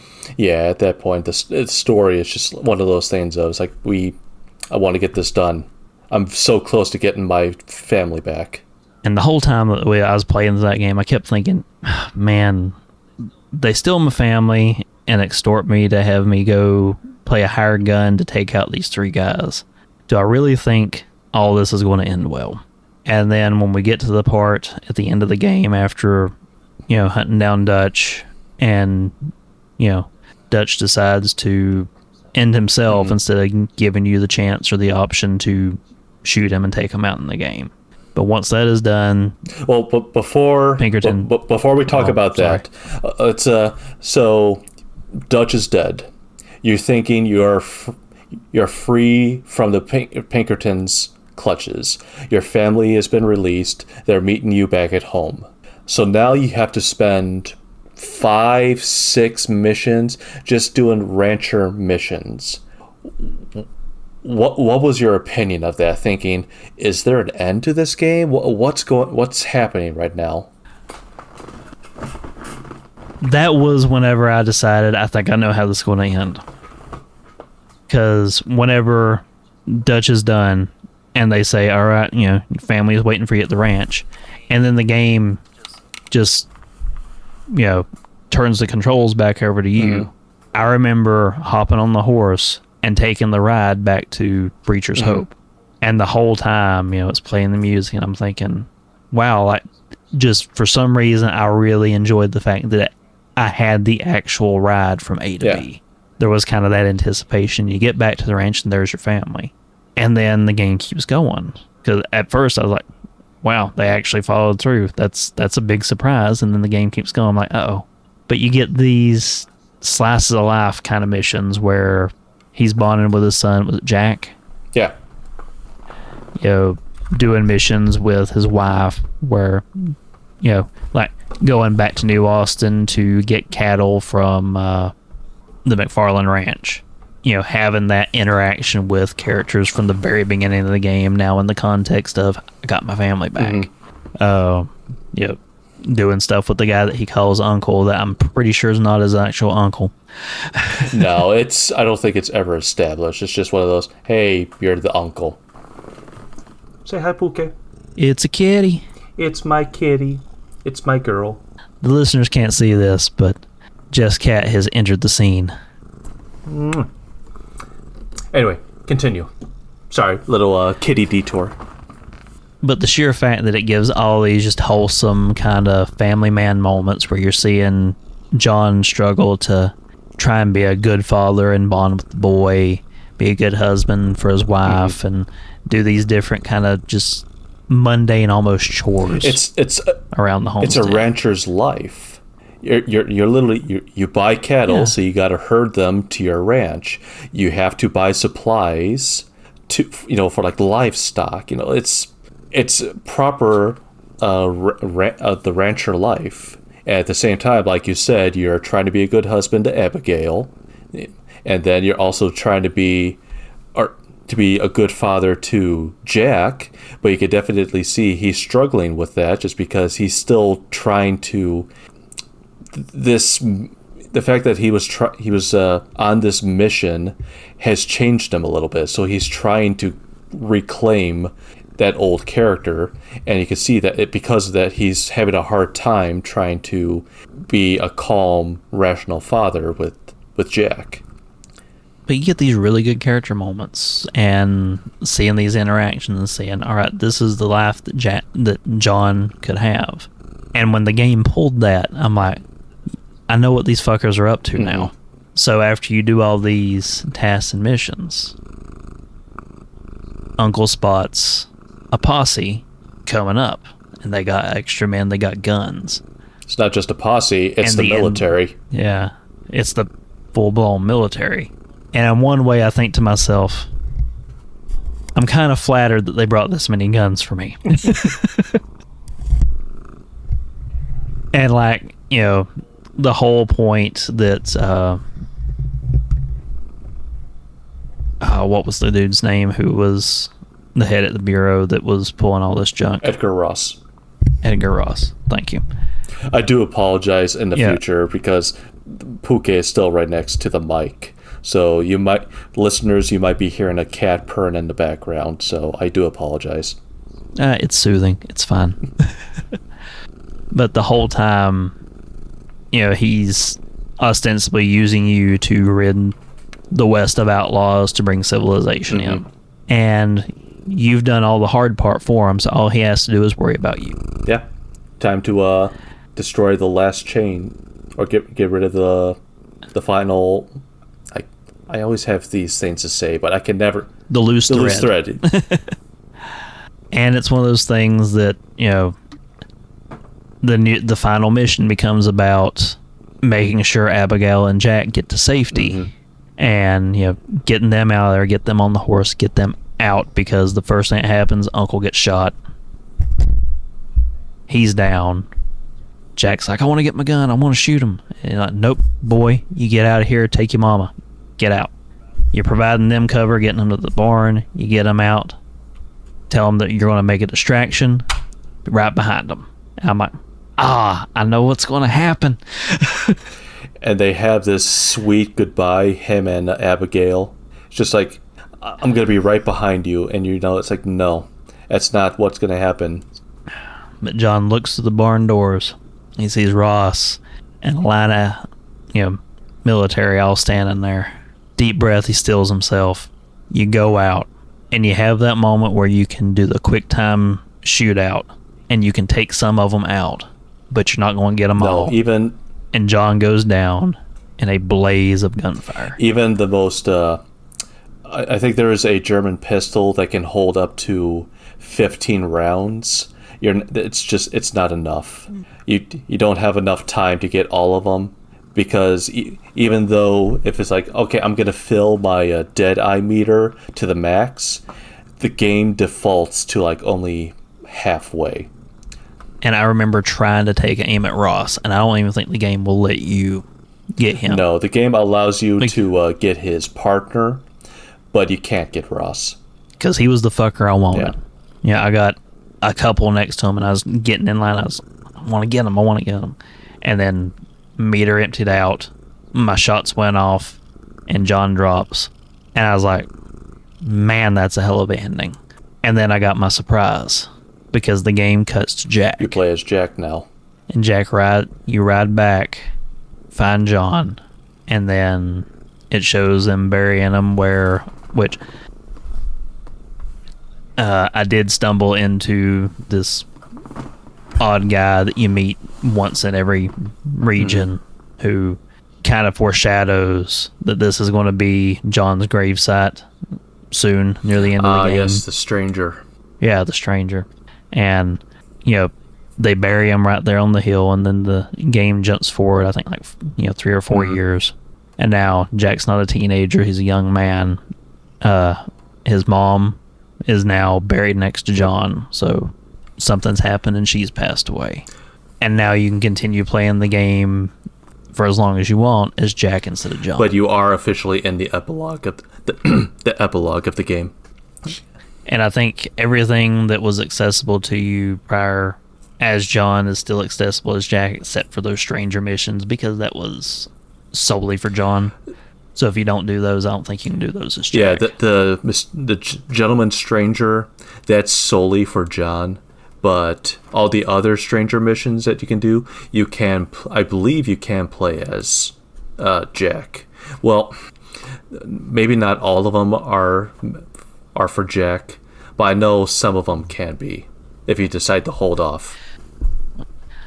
I played through them all as John, but from my understanding, anything that you missed besides that one specific string of quests with that mysterious guy, you can still do as Jack.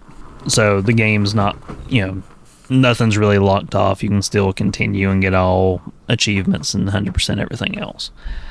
But it adds the epilogue mission, where Jack goes following the trail to hunt down Ross, because the story has gone from a story of redemption with John to a story of revenge with Jack. Yeah. And the outlaw life that John fought so hard to get his son away from ends up finding him regardless. And I really liked just that overall arc, the whole you can't really escape it thing. And by the time, I took out Ross and it rolled credits, I was just like, damn, I wish this was a movie. Because it was just the overall was just really well done. I really had a blast with the story. And most of the time with games, I'm in it for the gameplay rather than the story. It's not often that a story gets its hooks in me. But this was a time where, despite my dislike of open world games, an open world for the second time in my life with this one got its hooks in me. And I actually got swept away by the story for a change. Let me ask you something, because it's really, To me, I found it poetic justice. I don't know if you found it did the same thing, but so you end up with a standoff with Ross. He's gone fishing down by the river, and you have a final duel with him, and you shoot him. What gun did you use? I think I was using the same revolver that I started off the game with as John. So I actually used the high power 1911 pistol, because that was the gun that Ross gives John as soon as he enters Blackwater. That's a nice touch. So yeah, I just found it a little poetic. Be like, you know what? I'm gonna shoot you with the gun that you gave my dad. So that's a good move. But I kind of, to me, like I wanted to use that starting gun, even though it's not necessarily the best one in the game for doing the deed, because like my grandfather was kind of a self-taught gunsmith. Okay. He had a massive gun collection. He had customized almost every stock on every gun that he ever owned, and a bunch of those came to me and my brother whenever my grandmother passed away. So there's kind of like I'm not a gun nut who knows the name and serial number of all these different stuff, but I've always enjoyed shooting. It's kind of a pastime around here. I grew up around guns. I've never really been afraid of them. I'm not, I am in the Appalachians, and we love our guns here. That Scottish heritage of, pride from big old dead fingers. But there's kind of a heritage to the guns. Like my personal favorite gun that whenever I'm out in the woods, because we have a problem with rabies around here, I've got a Colt Diamondback 4-inch 38 special. Okay. Love that gun. It's a great shooting gun. 6-shot revolver.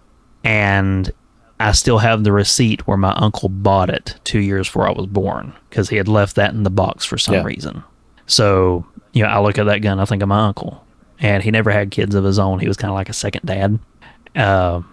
He lived with my grandparents until he passed away, and then my grandma moved in with us. So that gun, to me, is less about the gun and more about, I look at that and I think of my uncle. So that was the reason I was like, I'm playing as Jack. I'm like, I'm going to go back to John's gun. I think that he would have some kind of affinity for John's gun. I kind of like that thought, that one that I started out with, that's the one that I take him out with. No, I like that. That's, like I said, it's just a tiny thing. It's just like you're finally getting the revenge on the guy who killed your father. But I just didn't know if you thought, if you had like the same poetic justice idea I had, but you seem to have gone a different route, which is I'm going to use the gun that was associated with John at the very beginning. So I like that. Yeah, that poetic justice one, that's a nice touch though. I like that too. But yeah, that once you kill Ross, that's it. The game is now the story is officially over. Now it's just become an open world game for you to explore. And this is when I turned Jack into a murderous bastard. And at one point, when I finally stopped playing this file of the game, I got a bounty up to $15,000. Man.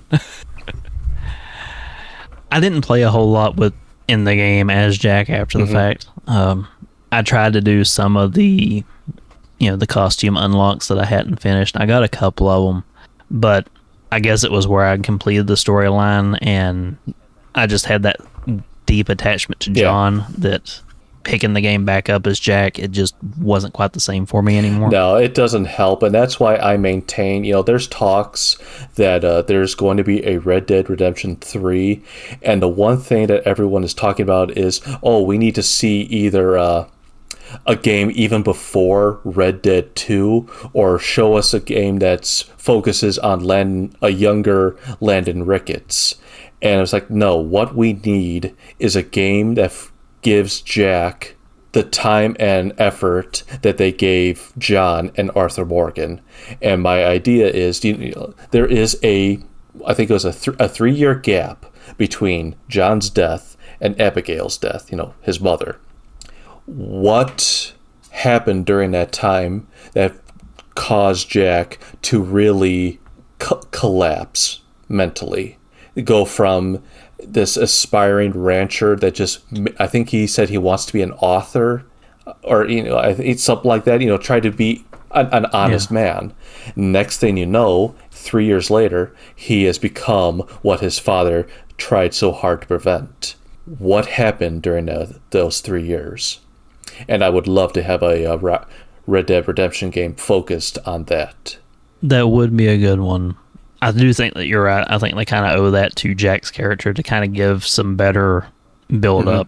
But you have the inciting incident with John's death, and you have the conclusion of it with going after Ross. Yeah. And it kind of leaves it up to the interpretation of, what do you think happened? Do you think he stayed home with Abigail and just waited for her? Did she have a long, prolonged sickness, like, cholera, tuberculosis, or something like that, take her out?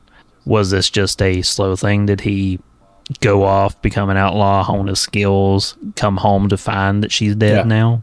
There are a lot of things that they could do and explore. Exactly, and I would love for them to do that.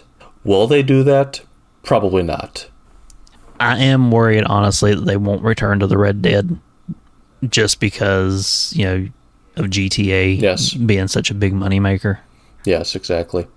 I mean, that's why Red Dead Online basically is no longer getting the time and effort for development. I mean, I believe there's a story-based mission that's only half done, and Rockstar, I think, has said they have no urge to complete it. They want to put all their focus into Grand Theft Auto Online and 6. And I think the real problem is they don't know how to properly monetize it so that they can have it rake in the bukus of cash like they can with GTA. I think people just rather drive around modern day instead of traveling very slowly on horses. I think that's most mentality. People like the modern day. They don't like the Old West. I think for a while, like, Westerns were having a bit of a comeback, and I think Red Dead Redemption struck while the iron was hot and happened to hit right, at least as far as I remember, right in the middle of that. And I know that a bunch of people really enjoyed Red Dead 2 when it came out. And it's on my to-play list. I just haven't, You have the Elden Ring kick. you have to put in a lot of time and effort. It is a long game. I know, the new True Grit came out. The Coen brothers got on a bit of a Western kick with No Country for Old Men, Ballad of Buster Scruggs, which was an amazing one. I think him and Tarantino did his strike at it with The Hateful Eight. Love the movie. Sandler's, absolute masterpiece, The Ridiculous Six. Which got a 0, I believe, on Rotten Tomatoes. It's like, that is not a 0 movie. That's actually quite entertaining. Honestly, I've not got around to watching it just because Adam Sandler movies went into such a steep nosedive that after 50 First Dates, I kind of quit watching his movies. But from my understanding, a lot of his more recent ones have been doing really good. But, didn't they get Shark Boy in Ridiculous Six? I don't recall. Who's Shark Boy? The werewolf from the Twilight movies. Wasn't he in that? I have no idea. I don't remember. I watched that movie when it... I want to say I remember seeing him in a preview. I watched that movie when it came out. What was it, like 2016? I don't remember anything about it. But yeah, I mean, what more can we say about Red Dead? I mean, it's just... I maintain it's still a masterpiece. Yes, I like 2 more, but I have to give all the credit to Red Dead 1 for just establishing something. And, I mean, yes, the pacing is off at some places, and I guess maybe the epilogue is so short just because, kind of the shock factor of the fact that it's like, oh, you're thinking John's life can be normal now. No, it's just he's dead. That's it. There's no... You get a quick funeral scene with him with the I don't know who the singer is, but he sings "Oh Bury Me Not" on the Lone Prairie. Him and Jack and Abigail are crying over his grave. But then the game just immediately cuts into a 30-minute epilogue, and that's it. But I was really surprised that it played out so quick when you get to the epilogue portion, but just as a whole, it's a wonderful game. And playing Red Dead Redemption, I remember thinking after I finally finished it, because I played it this year, it was just not that long ago. I remember thinking, why did this not kick off just a ton of other Western games? Like, as much as the industry chases this sort of thing, like, this is so well done. Why didn't this create more? And then I finished it, and I'm looking at it, and I'm like, I don't think I could have done this better with this as a template. Like, it was really well executed. Yeah. And then the fact that so many people have said Red Dead Redemption 2 improves on it in most every way. I'm like, maybe so many people are looking at these going like, we've already had peak Western games with the two biggest ones to ever come out. Why bother? But at the same time, I think it's just, it's hard to compete when your main franchise is your biggest moneymaker. So that's where they put all the effort into it. It's sad because, Red Dead is, both 1 and 2 are masterpieces. They're definitely not perfect games, but they are, subjectively they are perfect. But yet people would rather, you also have to remember 1 year later after Red Dead was released, Skyrim came out. And Skyrim still to this day is a huge, people still play it. That's why they're still making remasters on it with the modern consoles. Yeah.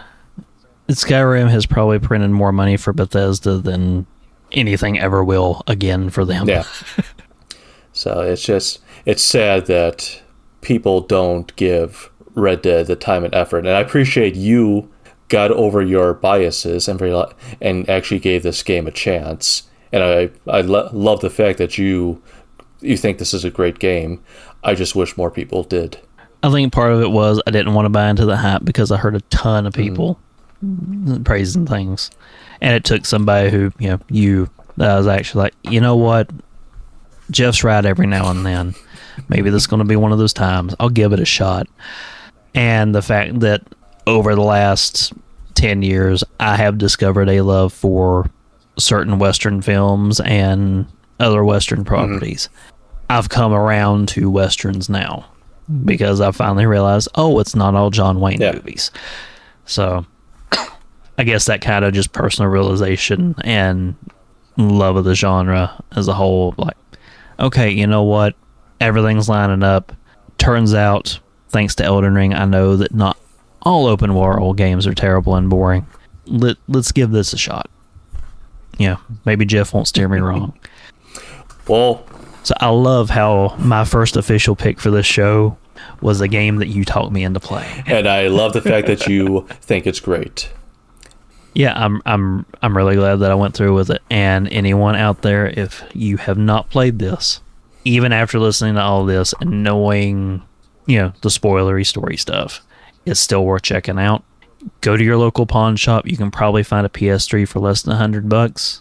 Shoot me a message, and I will totally not, to any police enforcement who might be listening, I will not send you links to websites to guide you through step by step how to jailbreak your PS3 and download this game for free. But that is Red Dead Redemption, and I believe we've got some questions, don't we? Do we want to do listener questions, or do we want to do that quiz first? We'll do your quiz first. All right. So, I mentioned this to you earlier. I recently, this past weekend, I got my daughter to watch a comedic Western movie with me. And, I'm not going to go into details on that right yet, but watching that movie gave me this inspiration for this quiz. So, the details for it. Today, I've got a list of quotes for you. So I'm going to give you the quote, and I want you to tell me if this quote is a John Wayne quote or not. Shit. So, every time you get it right, if you're right, yes, John Wayne, not John Wayne, you'll get a point for that. And I will give you a bonus point if you can tell me whether either the John Wayne character or movie name, either or the not John Wayne character or movie name. So that's a way that you can get a bonus point. So if you're like, not John Wayne. Yes, it is John Wayne. I think it was this movie. You can get a bonus point that way. All right. So you understand the rules. All right. So our first quote number 1, that's a terrible cowboy name. I'll say yes. That's John Wayne quote. No, it is not. Do you have a second guess on where it came from real quick before I reveal it? Because this is actually also the name of the quiz. That's a terrible cowboy name. Well, I have a feeling I've heard this quote before. That's terrible. I have no idea. This was said by one Roy O'Bannon in the movie Shanghai Noon, starring Owen Wilson and Jackie Chan. The full exchange, that's the only one that I have it for. Jackie Chan's character, my name is Chun Wang. Owen Wilson. John Wayne? No, Chun Wang. That's a terrible cowboy name. So we were watching that, and I'm like, John Wayne quotes. I haven't seen that movie in so long, but I remember enjoying it. That is like the first thing that pops in my head whenever I think about that movie. But yeah, my daughter, who, she's 7 years old, she sat there glued to the TV watching all of Shanghai Noon with me this weekend. I think we watched it twice, and she was just enthralled with Jackie Chan stunts, and I'm worried she's got the hots for Owen Wilson because she was very interested every time he was on screen. The thought of my little girl crush on an actor who's, old enough to be my dad. Well, how old is Owen Wilson at this point? In the 60s? Got to be very close to pushing 70. Yeah, because I think Jackie Chan's pushing 70. Oh, I think Jackie Chan is over 70. If he's not over, yeah. Hold on, let's see. He's only 55, Owen Wilson? Damn. I'm sorry, Owen. I thought you were older. Whoa. Woan. Yeah, Jackie Chan is 70. All right. But I already knew that she liked the style because I think he did the stunt choreography, which is weird to say because it was an animated film, but for a Netflix movie called Wish Dragon. At least, whoever did it, if he didn't do it, they were someone who watched a lot of Jackie Chan movies because everything about the action in that cartoon just screams Jackie Chan style. So I could be misquoting that one. It might not be him. It might have been somebody who worked close with him or something like that. But either way, I got the first question wrong. But now we know the name of the quiz because I named it after that first quote. That's a terrible cowboy name. So, number 2, a big mouth don't make a big man. Big mouth don't make a big man. I could definitely see John Wayne saying that. So I'll say yes. That is a John Wayne quote. So, any idea what movie it came out of? I am going to say The Searchers. Damn. No. He was playing Will Anderson, and it was in The Cowboys. Close enough. I got quote. Oh, hey, at least you didn't end with a 0. No matter what happens from here forward, you didn't flunk it. So, number 3, you're the longest-winded bastard I've ever known. Longest-winded bastard. I'm going to say no. That is a John Wayne. Really? Any idea, the character of the movie? Rio Bravo. Close. J.B. Books in The Shootist. All right. Quote number 4. You are not LaBeef. Shit. Because I know... Okay, no. I'm going to say that is True Grit, but I think that was said by Jeff Bridges. You're right on both counts. That is a no, and it is Rooster Cogburn from True Grit 2010. Yeah. So, good catch. I was trying to trick you up. I think that's the bet. I think the 2010 version is better than the 1969 version. Yeah, I think it was 69. I liked because Robert Duvall was the bad guy in the 69 version. So I like Robert Duvall better than whoever it was that they had in the 2010 remake. Yeah, because it's Robert Duvall. But as an overall, and Jeff Bridges and Matt Damon, I really, really enjoyed the 2010 remake. Haley Stanfield. And I've heard that it's truer to the book. And Haley Stanfield but did I've never read the book. A great job as well. Yeah, just overall, I really enjoyed it. Yes, all right. I aced that question. So you got 3 points. Number 5. Do I look civilized to you? Do I look civilized to you? Yes, that is a John Wayne quote. Close. No.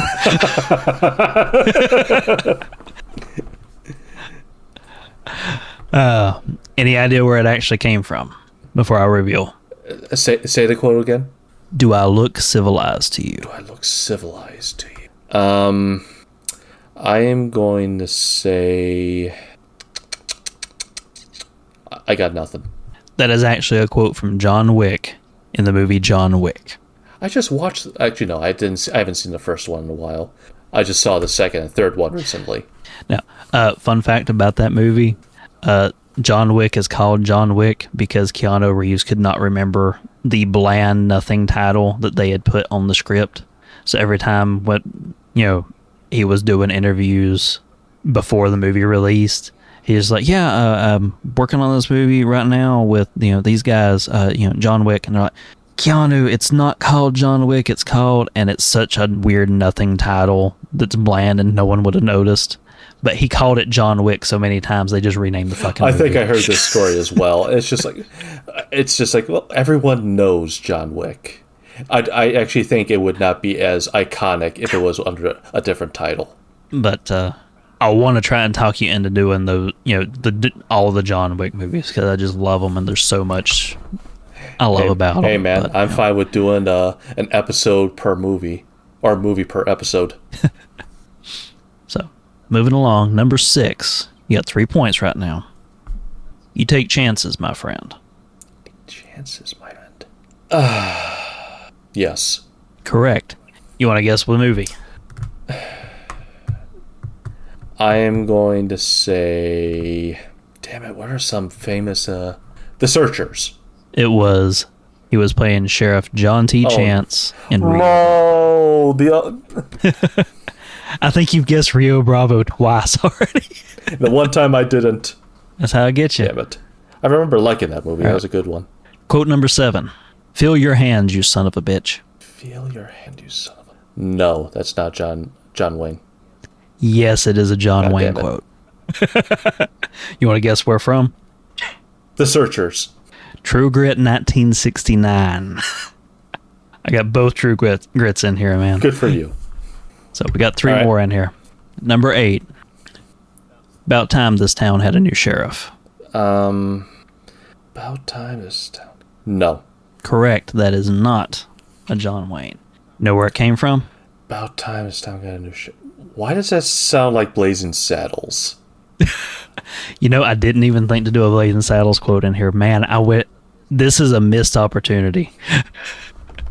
But no, it's not Blazing Saddles. Is that your guess? Yeah, I guess, but I don't know. All right.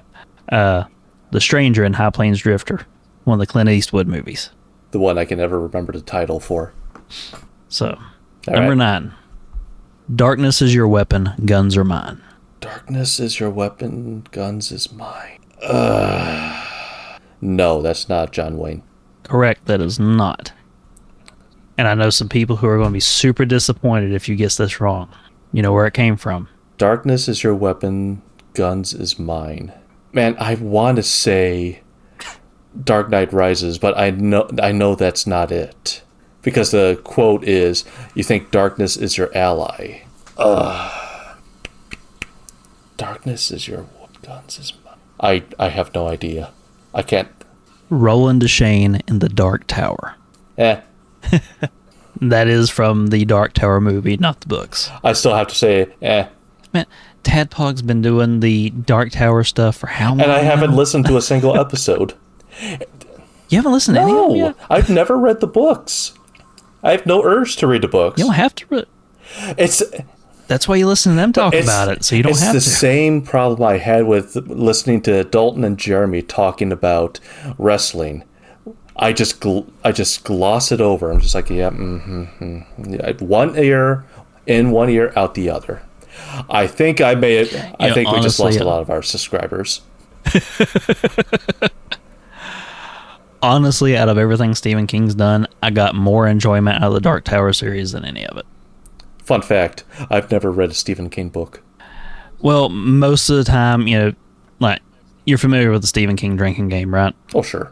You watch a Stephen King movie, and it's like got the highest casualty rate of any drinking game for alcohol you poisoning. Find all his tropes. This movie takes place in Maine. You got the drunk, you got the alcoholic, you got the religious nut job. Yeah, I know the.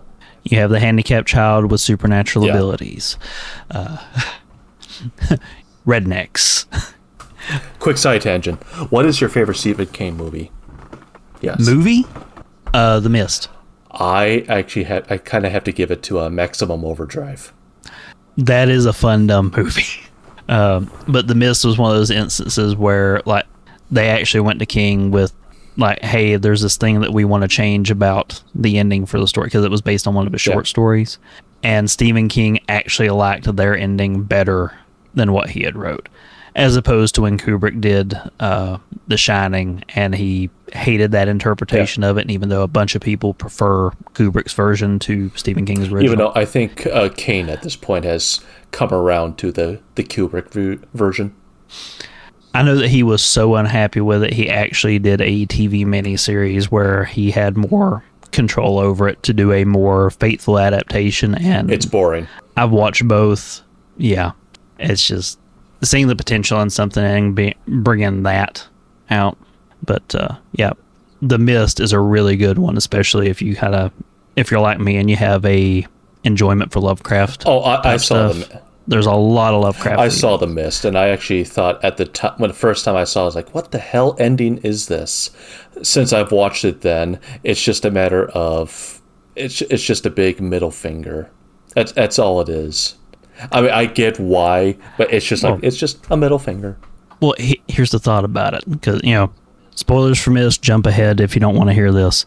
At the end, when he thinks we're doomed and he kills the woman and he kills the son and he doesn't have a bullet left for himself, then instantly the mist clears. Your knee-jerk reaction is, if you just waited a couple more minutes. But think back to the crazy religious lady who kept saying we have to sacrifice them and that'll make it all go away. What if she was right? And when he finally pulled the trigger, that's when he ended it. I mean, that question of which way is it, that's, to me, that is what made the movie just top notch for me. I mean, it's the first time I saw it, I was pissed too, for the record. I mean, it's a fair point. I completely forgot about that. It's a fair point. I like overthinking things. Can you tell? That's fine. Someone on this show has to be smart. Are we getting a third guest host too? Well, I just happen to have a puppet here. No. Mr. Hat. I'd like to present to you Mr. Bear. And yes, I am holding a stuffed bear. All right. I think this is last question. Last question. So you're at 6 points, so bonus points have saved you, but you're up to over halfway. Last one. Man deserves a second chance, but keep an eye on him. Man deserves a second chance, but keep an eye on him. I am going to say no. That is actually a John Wayne quote. All right. What? Now, do you know where it came from? The Searchers.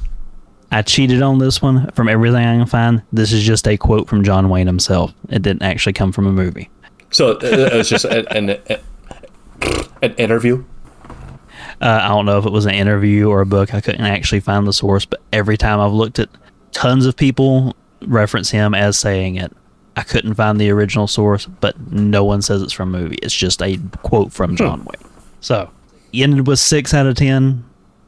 Thanks to the bonus questions. It was a possible 20, but when you go from a 50-50 and then the bonus is a 1 in however many, it's still a respectable number. I'll take it. But that's a good quiz. So It just shows how much I don't know about John Wayne. But I do know Jeff Bridges. Personally? I wish. That would be fantastic. Well, we skipped it last week, but I put out the call and we had some people jump in. We are going to do some listener questions this week. There are only a couple of them that shouldn't take too long, so we'll be able to wrap them up pretty quick. But the moment that Dalton made these channels for us, just as soon as they went live, within minutes, and Kana, you gotta love her, popped that damn question cherry instantly and got straight in there. She did. So, with our inaugural question, and it's beautiful, what's your favorite media to consume when taking a dump? And the examples given are mobile gaming or browsing the web, or what do you do? So, Jeff, what do you do when you're taking a shit? I watch YouTube, just various videos. Usually, depending on what time of day it is, I'm usually on Discord, either looking and seeing what other people posted or making posts myself. So if you're on Discord and you're like, wow, Dane's really active right now, guess what? I'm dropping a toozy. So he's on the throne. Think about that.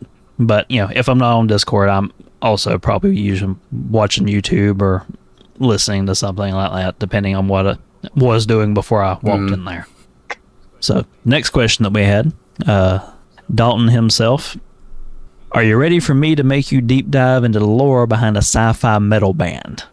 I'm intrigued by this, so yes, I'm ready. So, I can't remember the name of the band. He has been pitching this stuff to me since that time I guest hosted on Yap's Pod. And I've listened to a couple of them, and I wish I could remember the name of the band, but pretty much every song that people have done apparently tells one massively long, elaborate story. And from what he said, apparently it's super interesting. So, you know, hey, maybe we will have a media dump on music one episode, and we'll try and trick Dalton to get on here with us. I love it.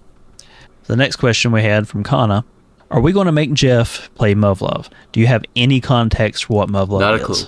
All right. So, in a roundabout way of answering this, something me and Jeff have talked about as a possible format for the show to do from time to time is a Dane should or Jeff should either play this, watch this, read this, whatever. And I think what we're thinking is reserve this for things that are longer, bigger commitments that one of us is just really, really passionate about, and be like, hey, look, here's all the reasons this is awesome and why I think you should do it or check it out. And if we manage to persuade the other person, you know, maybe they'll go do a deep dive and we'll revisit it after the fact. Don't know if we'll do that or not, but Muv-Love would definitely fall within this category, because to actually take it in, you're going to have to go through 3 visual novels worth of content, and it's about 160-hour commitment from start to finish. Oh dear. They are guilty pleasures for me. I don't normally do weeby shit, but when I do, it's usually because of Muv-Love. Like, the only like waifu style figurines that I own are characters from this franchise. It's a really good story that starts off as a slice of life harem high school story that turns into a war story about alien invasions and mech piloting that will give you PTSD, because fewer characters have plot armor than an episode of Game of Thrones. And it does this over the course of 3 entries. And it's one of those things that you play the first part, and play is very loose definition because it's a visual novel. But you go through it, and that really, it establishes the character with all the normal visual novel tropes, a lot like Doki Doki Literature Club does.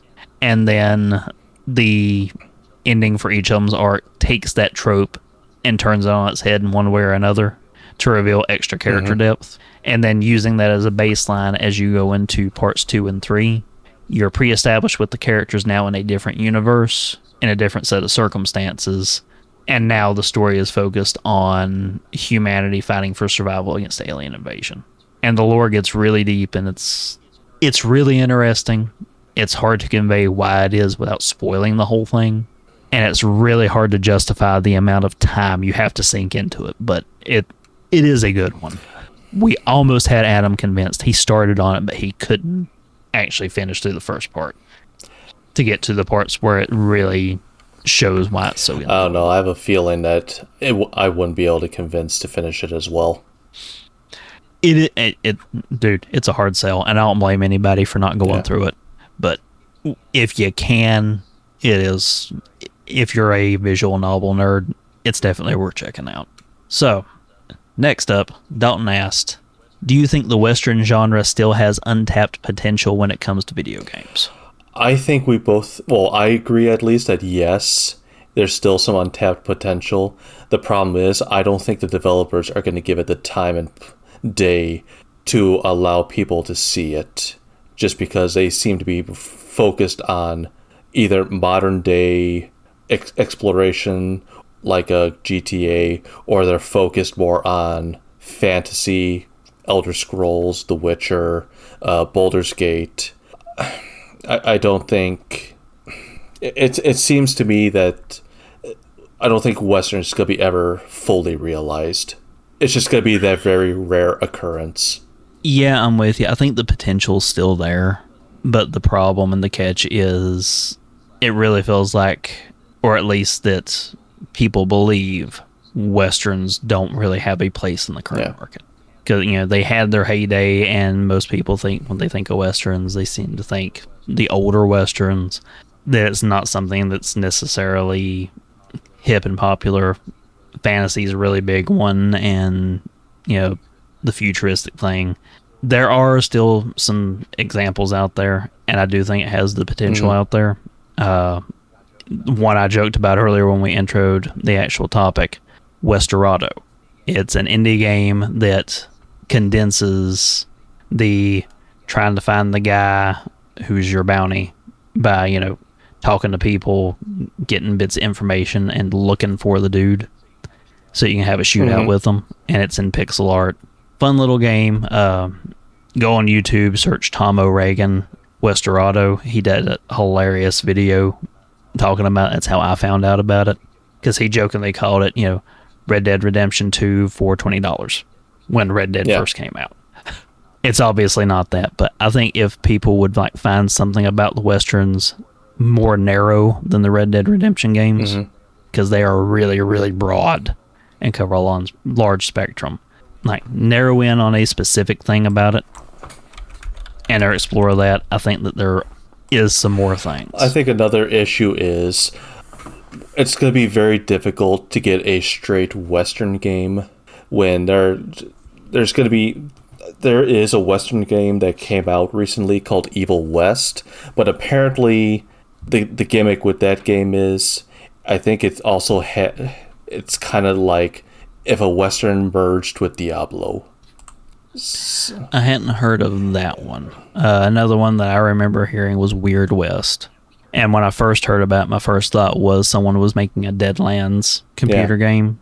And I think Epic might have given it away at some point, because it wound up in my library on there. And I've never bought a game on Epic, so it had to have been given away.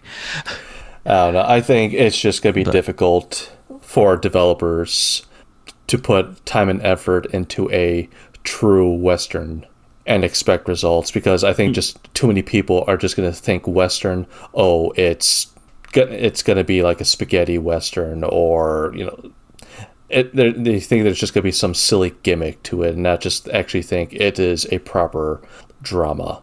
And I think the other part of the negative on it is any Western that comes out is going to have the shadow of RDR2 hanging over its head. That is a problem now. So if they don't have a good gimmick that separates it from a classical Western, they're going to compare it to Red Dead Redemption. And that is going to be an unfair comparison, because most studios are not going to have that kind of time, money, and grind and crunch to put into something. Yeah, there was an 8-year gap between Red Dead 1 and 2. Obviously, they had to put in all the time and effort into making sure, and how many delays. It's just because Rockstar was able to do it. A indie studio isn't capable of, no, we have to push the game out now, otherwise we're going to be in serious trouble. So, I don't know. Yes, there is untapped potential, but I think there's just too many people are going to compare it to Red Dead 2, and I just don't think developers will see a monetary profit from it. So we got 3 more here. We can burn through these real quick. One kind of hit me in particular. Dane, what are you smoking? I don't smoke anything. I don't know what you're talking about. You a cop? You gotta tell me if you're a cop. That goes on, yeah, it's in the Constitution.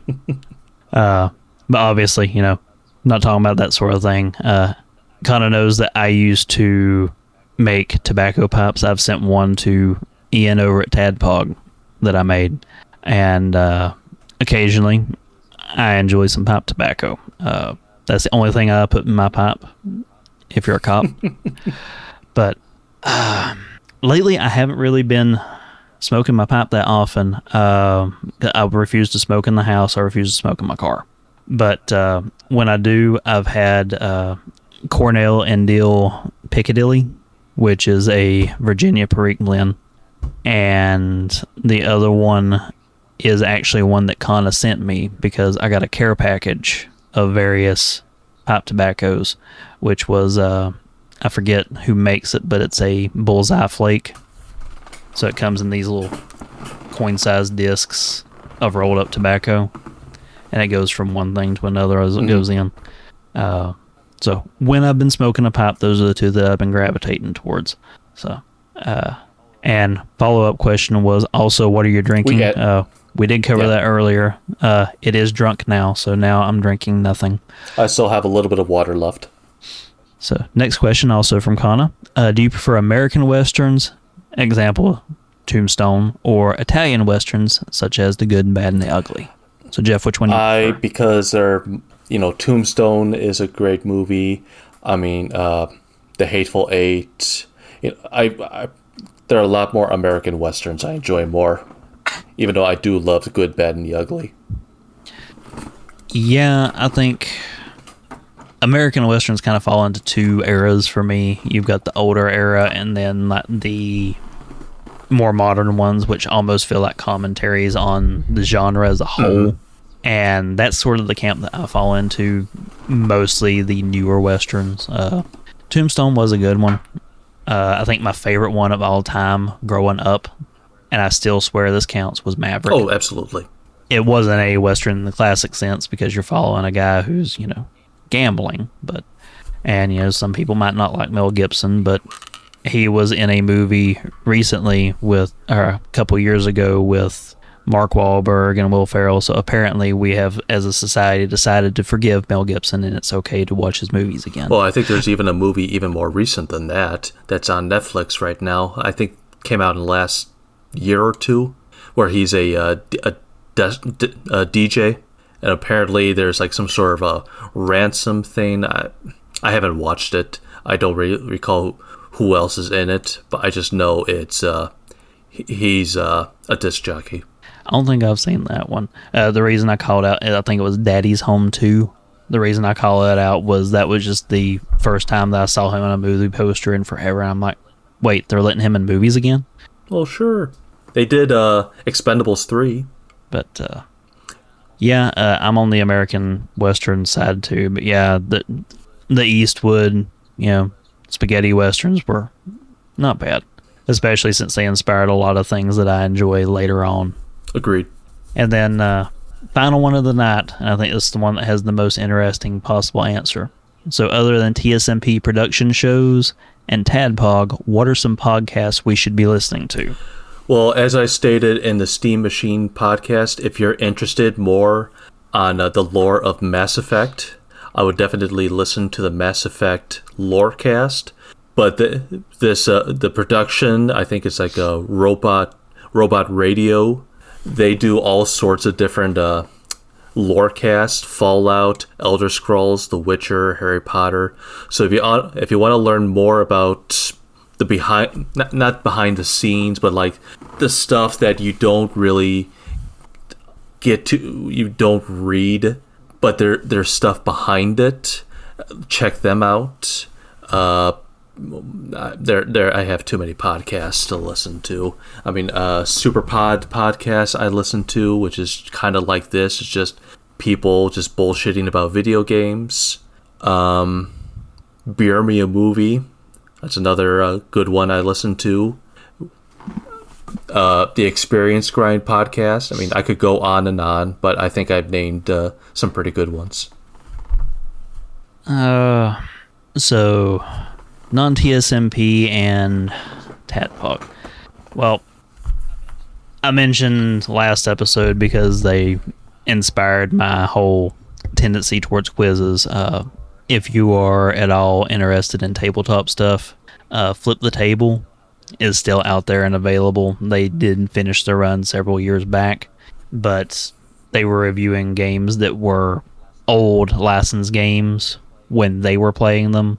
So it's not like the content ages poorly because they were already talking about 20 and 30-year-old games when they were doing them initially.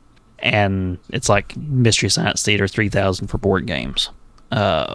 If you want a more serious one, the show that really got me into listening to podcasts, and I've met one of the hosts, really cool dude, his name's Don. Onboard Games is a fun one. Again, if you're really into tabletop, which is one of my other big hobbies. Past that, they've been on a long hiatus. I don't know if they ever want to come back and finish what they started, but Can't Get Enough of Keanu is a fun show. Their goal was to go through every entry in Keanu Reeves' filmography. And he was actually the second actor they did this to, because prior to that, the show was called I Heart Hartnett, where they did all of Josh Hartnett's movies. It's a weird actor to pick. But, yeah, stick to a bit, I guess. But, I mean, the host on that is Patrick Willems, which he is a video essayist on YouTube. I don't know if you've ever watched any of his stuff or not. And the only other random one that I can come up with that's really outside of like the wheelhouse that we are operating in is The Way I Heard It, Macro's podcast. And it's really quick listens. Most of the episodes don't go past 10 or 15 minutes. But he'll pick some story from, history or something like that, and he'll tell the story in a way that usually you're expecting him to be talking about one person, and then he'll finally reveal the missing detail in the story and reveal who he's actually talking about, which recontextualizes everything, so it's a fun little twist at the end. Such as one where I could have swore I thought he was talking about Michael Jackson, and the twist ending was it was actually Beethoven. Wrap your head around that one just out of context. That's where my mind immediately went. But yeah, that's three I think of. There's two more I should definitely mention. One of them is Press B to cancel. Same exact thing, guys. Every Friday, get together, just shoot the shit on a certain video game topic. And for those who love Star Trek, definitely listen to Star Trek: The Next Conversation. It's just two TV writers. One of them has gone through, pretty much watched all of Star Trek, while the other one has not. And it's just, they start the very beginning, they go with Star Trek Next Generation, and now they're currently on DS9. So it's just, it's fun listening to the guy just like, Star Trek, I watched the original series, but then as the show progressed, now they're in season 3 of DS9, they're just like, oh my god, wow, Star Trek is great, I love it. Maybe I'll listen to that and they'll convince me to give it a shot. I know that hearing Ian talk about Star Trek over the years on Tadpog has made me wish that I could like Star Trek. I've tried so many times, I've just never been able to get into it. When we talk about Star Trek on the show, because I know I'm going to bring it up, I'll make it a topic. I'll get into the history of how I started loving it. I am thoroughly convinced the original series only had one episode, and that it was The Trouble with Tribbles. You will not convince me otherwise, because every time Sci-Fi was doing a Star Trek marathon, which was like every other week when I was a kid, if I turned it on there, every damn time, didn't matter what time of day it was, what day of the week it was always The Trouble with Tribbles. I don't think I've seen any other episode of Star Trek the Original Series. I've only seen 2. And I don't think that they exist. I've only seen 2 episodes. I've seen the televised pilot, not the infamous The Cage. I think, Where No One's Gone Before. I think that's the name of the episode. I don't recall. It's the televised pilot where we first get introduced to Kirk, and then what was it? When we were first introduced to Khan Noonien Singh, the villain of Star Trek II: The Wrath of Khan movie. Now I've seen several of the movies, but you're not going to convince me that episodes exist beyond Trouble with Tribbles, which was just an episode all about these little colorful puff balls that keep multiplying ad nauseum and filling up every part of the Enterprise. Well, you need to watch a Deep Space Nine episode where it actually they go back in time to that episode of Trouble with Tribbles. Oh, son of a bitch. I think the episode is called Tribbles and Tribulations. Oh, man. So, yeah. Oh, we had one more follow-up that I missed, but it's a quickie. You want to knock it out too? What game currently has its hooks in you, which is also from Kana. And Kana, right now, after I finally relinquished Mass Effect finally relinquished some of its hold on me, I'm currently playing Stranded Deep. So I am still hooked on Elden Ring, but I'm going to have to put that down. The only other thing that's really been grabbing my attention that might pull me away is also a FromSoft title, Kingsfield, or originally in Japan it was Kingsfield 2. We never got the original one released here in the US, but it's an old PlayStation game. I'm starting to get into that a little bit, and it's a pain in the dick, but it's interesting. Yeah. But currently still hooked on Elden Ring, but that could be changing as I switch over to Kakarot. It might sink its teeth in me next. But that's the questions we have this week. Yeah, I think we've covered it all. I think that's a wrap. We only have one major piece of house cleaning left over, and that is Jeff. I think that you have picked for next episode, so I'm a turkey. Baste me. What are you going to slap me with? So, if you recall earlier, I said that Rocko's Modern Life is my favorite cartoon. Yes. What if I were to tell you that that is incorrect? Because a couple podcasts I've been listening to, they've really been talking about nostalgia.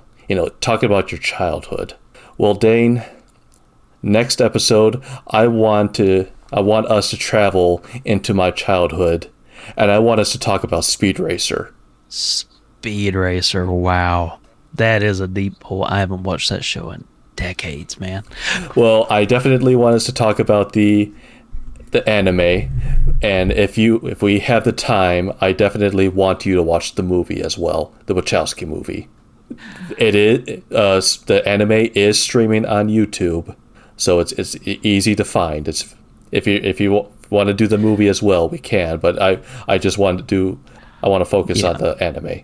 I will probably watch the movie because one thing that I do know, it is notorious for everyone hated the aesthetic of it, where they intentionally filmed it so everything was in perfect focus and there was no depth of field, and that threw people because it's kind of betraying those standard rules of filmmaking.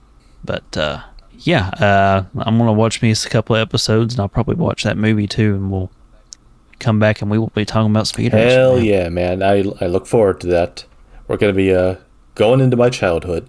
Well, this week we're going to have that beautiful canned outro actually put in that I kept getting tongue-tied on thanks to COVID when I was doing that final edit on last week's week before last episode. So, got any parting words you have for the lovely listeners at home? Let's see. Everyone at home. No, I got nothing. I didn't want to steal from another podcast. Well, inadvertently, I'm sure we're going to do it from time Well, I'll to time. definitely think of something. Well, denizens of the Webernet, I think that's all we got. So, This is Mr. Puzzles. This is Mr. Grumpy. So go home, love your friends, and keep on kicking ass. Oh, yeah.